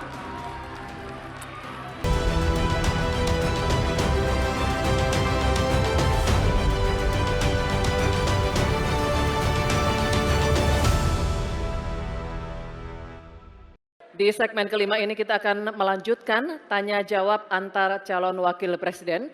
Dan di segmen ini, calon wakil presiden nomor urut 2 akan bertanya kepada calon wakil presiden nomor urut 1. Kembali kami ingatkan pula untuk melakukan tanya jawab sesuai dengan tema debat kita pada malam hari ini, yakni pembangunan berkelanjutan dan lingkungan hidup, sumber daya alam dan energi, pangan, agraria, dan masyarakat adat dan desa. Bapak-bapak jika akan menggunakan singkatan atau terminologi mohon disertai dengan penjelasan agar pertanyaannya menjadi jelas dan dimengerti oleh calon wakil presiden lainnya. Dan kami mohon selama penyampaian tetap berada di podium masing-masing. Baik, kami persilakan sekarang calon wakil presiden nomor urut 2 Bapak Gibran Rakabuming Raka untuk bertanya kepada calon wakil presiden nomor urut 1 Bapak Muhaimin Iskandar. Waktu Bapak 1 menit dimulai ketika Anda berbicara. Silakan. Baik, terima kasih Gus Muhaimin. Paslon nomor 1 dan tim suksesnya sering menggaungkan LFP, lithium ferrofosfat.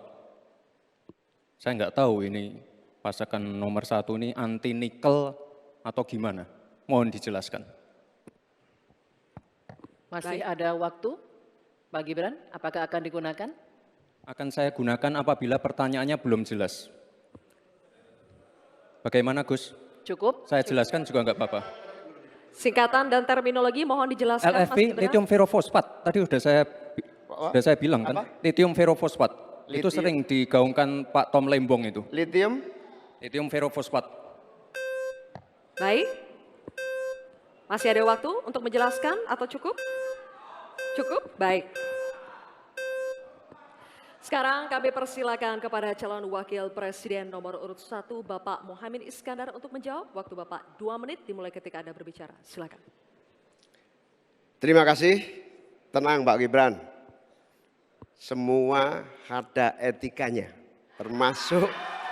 Termasuk kita diskusi di sini bukan tebak-tebakan definisi, tebak-tebakan singkatan. Kita levelnya adalah policy dan kebijakan. Prinsipnya sederhana. Semua kembali kepada etika Pak Gibran. Etika, sekali lagi etika. Etika itu adalah etika lingkungan. Apapun yang menjadi kebijakan kita menyangkut produksi, pengambilan tambang sumber daya alam, juga apapun yang kita gunakan seluruh potensi bangsa ini, rujukannya adalah etika lingkungan. Komitmen kita intinya adalah keseimbangan antara meletakkan manusia dan alam.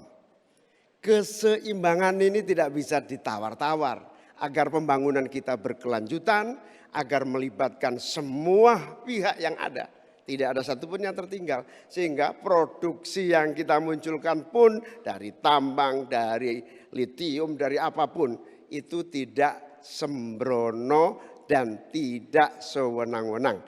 Bahkan yang lebih parah lagi tidak mempertimbangkan lingkungan dan keberlanjutan masa depan. Sekali lagi intinya bukan hanya etika lingkungan, tetapi etika bahwa forum ini adalah forum policy yang berharga. Jangan-jangan kalau kita tebak-tebakan definisi di sini, saya ragu kita ini levelnya SD, SMP, atau jangan-jangan ijazah kita palsu semua di sini. Ini yang mengagetkan. Jadi kalau tebak-tebakan, ya bukan di sini levelnya. Di sini adalah kebijakan kita untuk memimpin negara. Bapak Muhaimin, waktu Anda habis. Terima kasih. Selanjutnya kami persilakan kepada calon wakil presiden nomor urut 2 Bapak Gibran Rakabuming Raka untuk menanggapi. Waktunya 1 menit dimulai saat Bapak berbicara. Silakan. Ini agak aneh ya, yang sering ngomongin LFP itu tim sesnya, tapi cawapresnya nggak paham LFP itu apa. Kan aneh. Sering bicara LFP, lithium ferrofosfat, Tesla nggak pakai nikel. Ini kan kebohongan publik, mohon maaf. Tesla itu pakai nikel, Pak. Dan kita sekarang, Indonesia itu adalah negara yang punya cadangan nikel terbesar sedunia. Ini kekuatan kita, ini bargaining kita. Jangan malah membahas LFP. Itu sama saja mempromosikan produknya China, Pak. Saya nggak tahu ya, Pak Tom Lembong dan tim sesnya sering nggak diskusi dengan cawapresnya. Masa cawapresnya nggak paham? Aneh loh.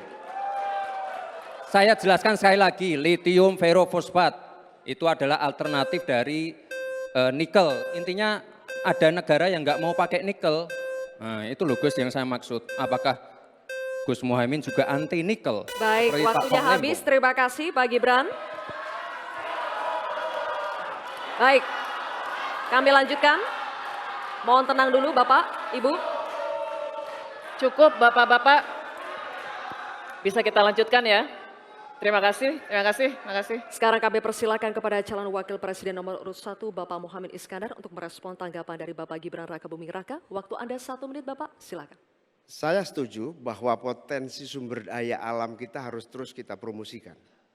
Tetapi harap dicatat, gara-gara kita mengeksplorasi nikel ugal-ugalan, lalu hilirisasi tanpa mempertimbangkan ekologi, mempertimbangkan sosialnya, buruh kita diabaikan, malah banyak tenaga kerja asing, dan juga yang terjadi korban kecelakaan. Di sisi yang lain, pemasukan dari nikel kita juga sangat kecil. Ini menjadi pertimbangan.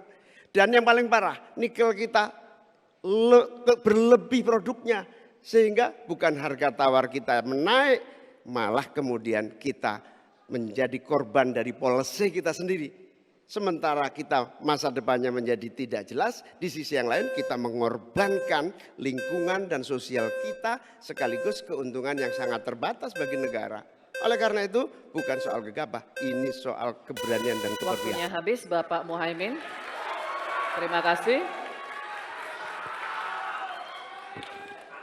Tanya jawab akan kita lanjutkan dan berikutnya calon wakil presiden nomor urut 3 dan calon wakil presiden nomor urut 2 akan bertanya jawab. Untuk itu kami persilakan Cawapres nomor urut 3 Bapak Mahfud MD untuk mengajukan pertanyaan kepada Cawapres nomor urut 2 Bapak Gibran Rakabuming Raka. Pak Mahfud, waktunya 1 menit dimulai saat Bapak berbicara. Silakan. Mas Gibran, saya menghormati Anda sebagai calon wakil presiden sehingga saya tidak akan bicara secara menjebak dan receh-receh. Saudara, pada tanggal 17 Februari 2019 dalam sebuah debat calon presiden, itu Pak Prabowo mengatakan bahwa Pak Jokowi itu menyampaikan tidak akan mengimpor komoditas-komoditas pangan jika nanti terpilih presiden. Ternyata kata Pak Prabowo nih, 4 tahun memimpin Pak Jokowi masih mengimpor dan itu merugikan banyak petani. Nanti dicek ya bahwa itu pertanyaan Pak Prabowo ke Pak Jokowi saat itu. Pak Jokowi bilang tidak akan ngimpor. Tapi sampai sekarang kita masih mengimpor banyak. Masih mengimpor banyak. Malah semakin banyak mafianya impor mengimpor bahan pangan itu. Nah itulah sebabnya apa usul Anda untuk menyelesaikan masalah 5 tahun lalu ini. Ya. Baik. Cukup. Ini kami persilakan Cawapres nomor urut 2 Bapak Gibran Rakabuming Raka untuk menjawab. Waktunya 2 menit dimulai saat berbicara. Silakan. Sepertinya Prof. Mahfud agak ngambek ya, soalnya saya sudah 2 kali memberikan pertanyaan yang sulit. Carbon capture, greenflation, selalu dikomenin pertanyaan receh. Ya kalau receh ya dijawab Pak, itu loh, segampang itu. Oke, masalah pangan, masalah impor. 2019 sampai 2022 kita sebenarnya sudah swasembada beras. 2023 ada impor karena El Nino Pak. Dan ini terjadi di sebagian besar di belahan dunia Pak. Kuncinya sekarang adalah bagaimana kita bisa bekerja sama melakukan ekstensifikasi, intensifikasi lahan di tingkat desa sampai tingkat nasional secara efektif. Pupuk itu kunci. Makanya kemarin ada pabrik pupuk di Fak-Fak. Ini kunci untuk meningkatkan produktivitas. Lalu mekanisasi. Ini kalau tidak ada mekanisasi, produktivitasnya tidak akan meningkat. Ada combine harvester, ada RMU. Ini wajib untuk meningkatkan produktivitas sekaligus mengurangi food loss atau food waste. Lalu tentu saja kita harus menggandeng anak-anak muda. Misalnya di Jabar sudah ada program petani milenial. Ya kita juga harus mengedepankan smart farming. Kita pakai IoT untuk mengecek kesuburan tanah, pH tanah, keasaman tanah. Penting sekali itu Pak. Lalu kita pakai drone untuk menyemprotkan pestisida.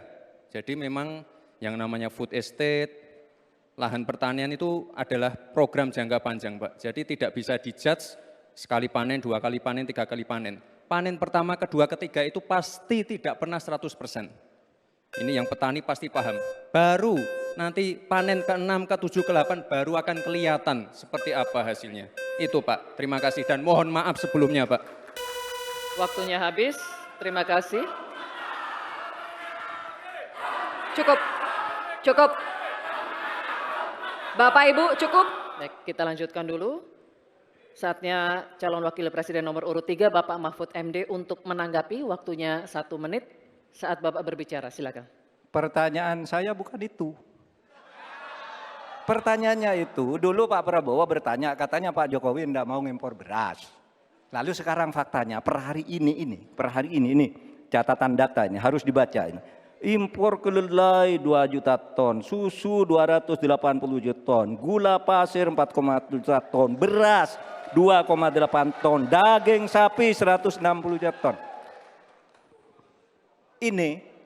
Ini hasilnya seberapa dari hasil debat dulu yang tanggal 17 Juli itu. Perkembangannya seberapa? Semakin banyak nih angkanya, semakin banyak impornya, semakin terdiversifikasi juga, diversifikasi juga impornya dari data ini. Nah, oleh sebab itu kemudian secara lebih mendasar, saya ingin menanyakan posisi Mas Gibran dengan penuh hormat. Posisi Anda sebagai wakil presiden, bagaimana tentang konsep Trisakti Bung Karno terkait kemandirian ini? Baik.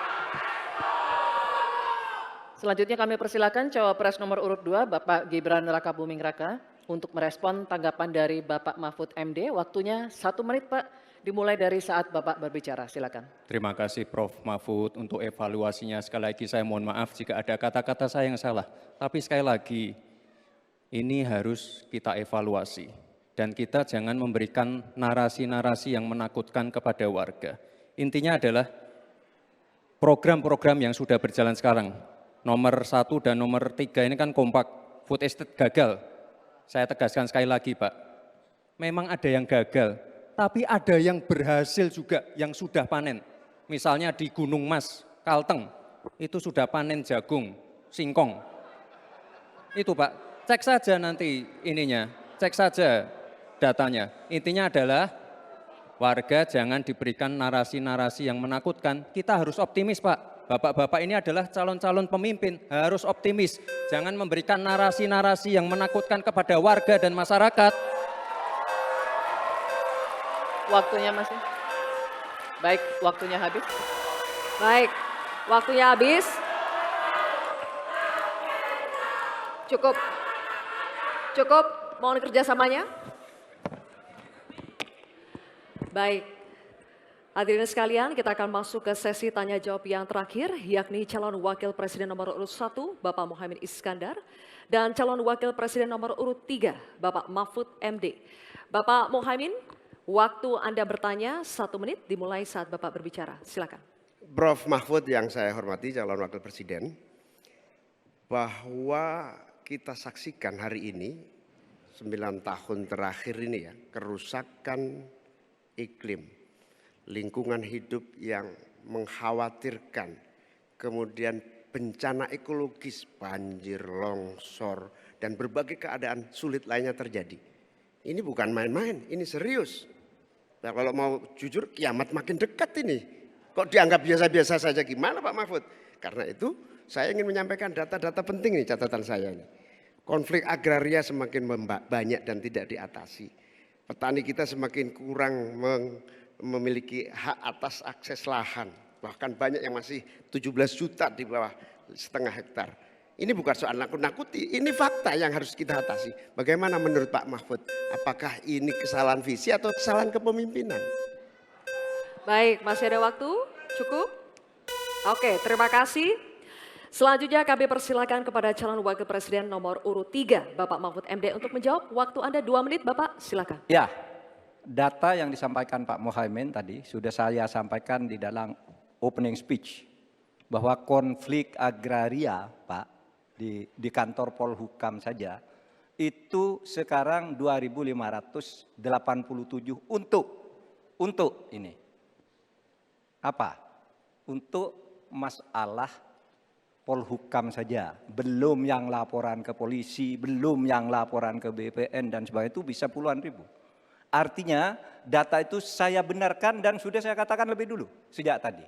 Nah, persoalannya sekarang, bagaimana kita mau menyelesaikan itu? Begini, dulu di zaman Bung Karno, itu ada undang-undang yang menyatakan bahwa tanah-tanah milik masyarakat adat itu supaya diberikan ke masyarakat adat. Nah, pada waktu itu pemerintah itu mempunyai Inspektorat Jenderal Agraria.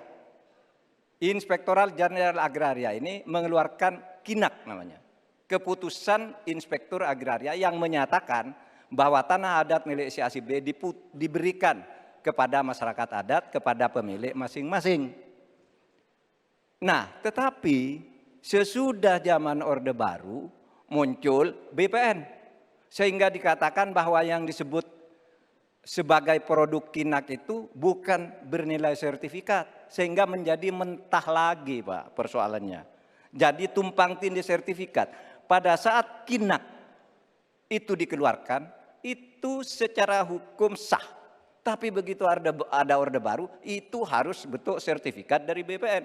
Terjadi tumpang tindih, terjadi kasus rempang, dan sebagainya, dan sebagainya. Oleh sebab itu, menurut saya ini harus dibuat kesepakatan bagaimana cara menyelesaikan ini. Selesai. Baik Pak Mahfud, terima kasih. Selanjutnya, kami persilakan kepada calon wakil presiden nomor urut 1, Bapak Muhaimin Iskandar untuk menanggapi. Waktu Bapak 1 menit, silakan. Ya, banyak masalah yang menjadi kendala terlaksananya reforma agraria. Salah satunya birokrasi kita, kesungguhan politik kita, kemauan kepemimpinan. Di bawah presiden harusnya ada satu kelembagaan yang bisa mengelola reforma agraria dengan sangat sungguh-sungguh. Tidak dibiarkan terus-menerus. Yang pertama soal reforma agraria. Yang kedua soal lingkungan. Bencana ekologis di mana-mana. Saya tidak menyalahkan siapapun ya. Ini sebuah fakta yang harus kita antisipasi bersama dengan baik-baik. Bahwa kita sedang mengalami ancaman bahaya lingkungan dan krisis iklim yang sangat mengerikan. Panas global yang masuk kepada bagian dari mengakibatkan petani kita gagal panen, gagal tanam dan seterusnya menjadi masalah. Saya hanya mengajak Pak Prabowo, Pak Gibran, Pak Mahfud, Pak Ganjar, saya, Mas Anies dan siapapun untuk kita sama-sama tobat ekologis memperbaiki ke depan menjadi lebih baik lagi. Tobat ekologis penting untuk masa depan kita. Baik Pak Muhaimin, terima kasih. Sekarang kami persilakan kepada calon wakil presiden nomor urut 3, Bapak Mahfud MD untuk merespons tanggapan dari Bapak Muhaimin. Waktu Bapak 1 menit dimulai saat Bapak berbicara. Silakan. Setuju karena yang diusulkan Pak Muhaimin tentang lembaga reforma agraria itu memang menjadi salah satu bagian dari misi kami pada tahun ini. Jadi kami punya tim reformasi hukum nasional yang melibatkan pakar dari berbagai kampus. Kesimpulannya, masalah agraria ini harus ada sebuah badan khusus yang nanti menangani. Misalnya begini, ada sekian ribu kasus. Ini yang berat dikategorikan 3 misalnya. Kita katakan, yang kategori 1 harus selesai dalam 6 bulan. Kategori 2 selesai 6 bulan. Kategori 3 selesai dalam 6 bulan. Lalu kita mulai lagi menata kehidupan kita di bidang pertanahan. Sehingga tadi proses deeding atau kesepakatan untuk KINAK dan sertifikat tanah itu akan menjadi bagian dari apa yang sudah kami rencanakan. Selesai. Oke, baik. Terima kasih Pak Mahfud. Baik, silakan berikan apresiasi untuk ketiga calon wakil presiden yang telah menjalani sesi tanya jawab.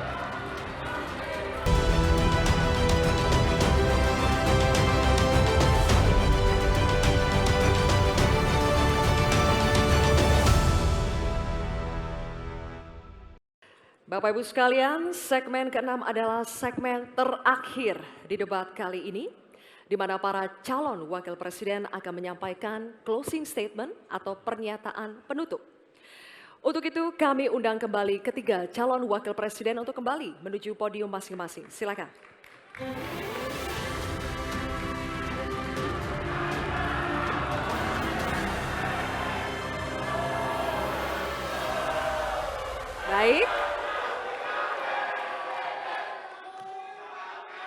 Baik, kita akan langsung memulai closing statement atau pernyataan penutup dari para calon wakil presiden. Kami informasikan kembali dalam penyampaian closing statement atau pernyataan penutup untuk tetap berada di podium. Untuk kesempatan pertama, kami berikan kepada calon wakil presiden nomor urut 3, Bapak Mahfud MD, untuk menyampaikan pernyataan penutup Anda. Waktu Bapak 2 menit dimulai saat Anda berbicara. Silakan. Assalamualaikum warahmatullahi wabarakatuh. Tadi saya bilang bahwa masalah-masalah yang kita diperdebatkan ini sangat penting untuk masa depan bangsa. Masalah utamanya adalah pedang hukum kita itu tumpul. Kalau pedang hukum tidak tumpul, kita pasti bisa tabrak habis-habisan. Program pembangunan akan berjalan dengan baik. Mas Ganjar dan saya minta maaf kepada para ibu dan anak cucu yang telah ikut terlibat atau tanpa bisa berbuat apa-apa ketika terjadi perusakan alam yang ibu dan para cucu itu huni. Saya teringat tadi ketika membaca Dhaharul Fasadu fil Barri wal Bahr. Telah terjadi kerusakan di daratan dan di lautan. Dan terkait ini saya teringat lagu Ebit GAD yang berbunyi begini. Barangkali di sana ada jawabnya. Mengapa di daerahku terjadi bencana?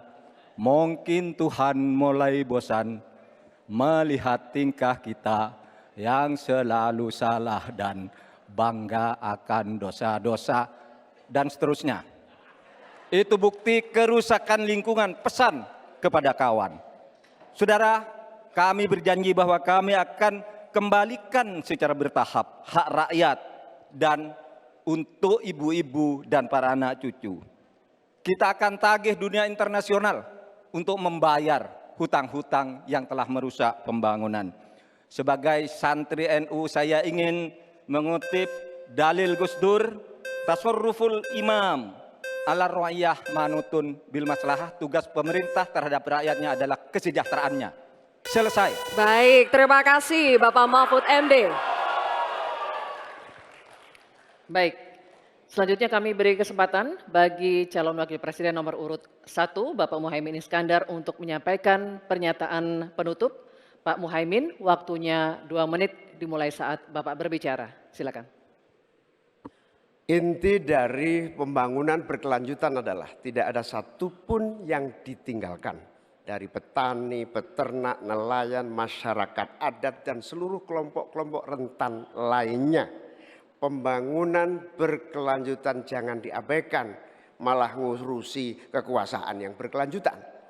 Oleh karena itu kita harus ingat bahwa Quran menyatakan Dhaharul Fasad fil Barri wal Bahr bima kasabat aydinas. Telah nyata kerusakan di darat dan di laut karena ulah tangan manusia.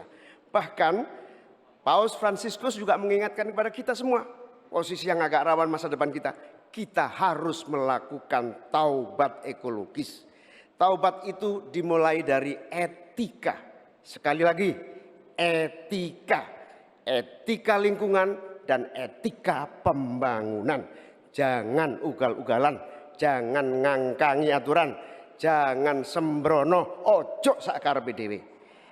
Saudara-saudara sekalian, insya Allah kalau Amin mendapatkan mandat, kita akan sungguh-sungguh. Yang pertama, kita akan anggaran untuk mengatasi krisis iklim, kita tingkatkan secara signifikan, termasuk riset sekaligus implementasi energi baru dan terbarukan. Kita sahkan RUU masyarakat adat secepat-cepatnya. Dana subsidi atau dana untuk masyarakat desa kita tingkatkan 5 miliar per tahun agar warga desa dapat menikmati pembangunan.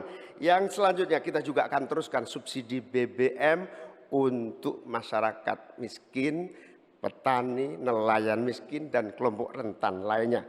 transportasi publik menggunakan energi listrik juga menjadi salah satu solusi untuk mengurangi polusi dengan cara pembangunan kota. Reforma agraria harus dieksekusi untuk memangkas ketimpangan. Saatnya kita berubah, saatnya kita pilih perubahan. Baik, terima kasih Bapak Muhaimin. Baik, kita akan berikan kesempatan juga kepada calon wakil presiden nomor urut 2 Bapak Gibran Rakabuming Raka untuk memberikan pernyataan menutup. Waktu Anda 2 menit dimulai ketika berbicara. Silakan. Baik, terima kasih. Saya tidak akan pernah bosan-bosan membahas hilirisasi. Dengan hilirisasi kita akan keluar dari middle income trap. Dengan hilirisasi kita akan meningkatkan nilai tambah di dalam negeri. Dengan hilirisasi kita akan membuka lapangan pekerjaan seluas-luasnya. Tentunya dalam pelaksanaannya dipikirkan aspek lingkungan, keberlanjutan, dan sosialnya. Dampak perubahan iklim ini semakin nyata. Banjir, kekeringan, kenaikan air laut, ini adalah ancaman nyata dan sudah di depan mata. Semua masalah ini adalah tantangan zaman now. Membutuhkan solusi zaman now. Tantangannya adalah bagaimana kita mencari titik tengah, titik keseimbangan. Lanjutkan hilirisasi, tapi wajib menjaga lingkungan. Tingkatkan produktivitas pertanian dan sektor maritim, tapi wajib menjaga keseimbangan alam. Terima kasih Prof. Mahfud, Gus Muhaimin. Semoga debat malam ini memberikan gambaran tentang kemana arah bangsa ini akan melangkah. Sekali lagi, tantangan zaman now membutuhkan solusi zaman now. Tentunya anak-anak zaman now perlu lebih banyak lagi dilibatkan. Terima kasih Pak Prabowo sebagai salah satu senior dan teladan yang paling banyak melibatkan anak-anak zaman now. Langkah awal menuju Indonesia Emas, datang ke TPS, coblos nomor 2, Prabowo Gibran. Terima kasih. Mas Gibran masih ada waktu? Waktunya masih ada. Cukup atau lanjut? Cukup? Mas Gibran? Baik. Terima kasih. Silakan hadirin, saatnya kita berikan apresiasi untuk ketiga calon wakil presiden yang sudah menyelesaikan seluruh rangkaian debat pada malam hari ini. Bapak Ibu sekalian, masih ada satu debat terakhir yang akan diselenggarakan oleh Komisi Pemilihan Umum. Semoga hasil dari debat keempat ini dapat menjadi bahan pertimbangan Anda untuk menentukan pemimpin masa depan. Ya, dan selanjutnya kita akan menyanyikan lagu Bagimu Negeri. Kami mohon kesediaan para calon wakil presiden untuk tetap berada di atas panggung, disertai dengan calon presidennya masing-masing untuk bergabung ke atas panggung. Baik, kami juga mengundang ketua, anggota, dan sekjen KPU RI untuk mendampingi ketiga pasangan calon di atas panggung untuk menyanyikan lagu Bagimu Negeri.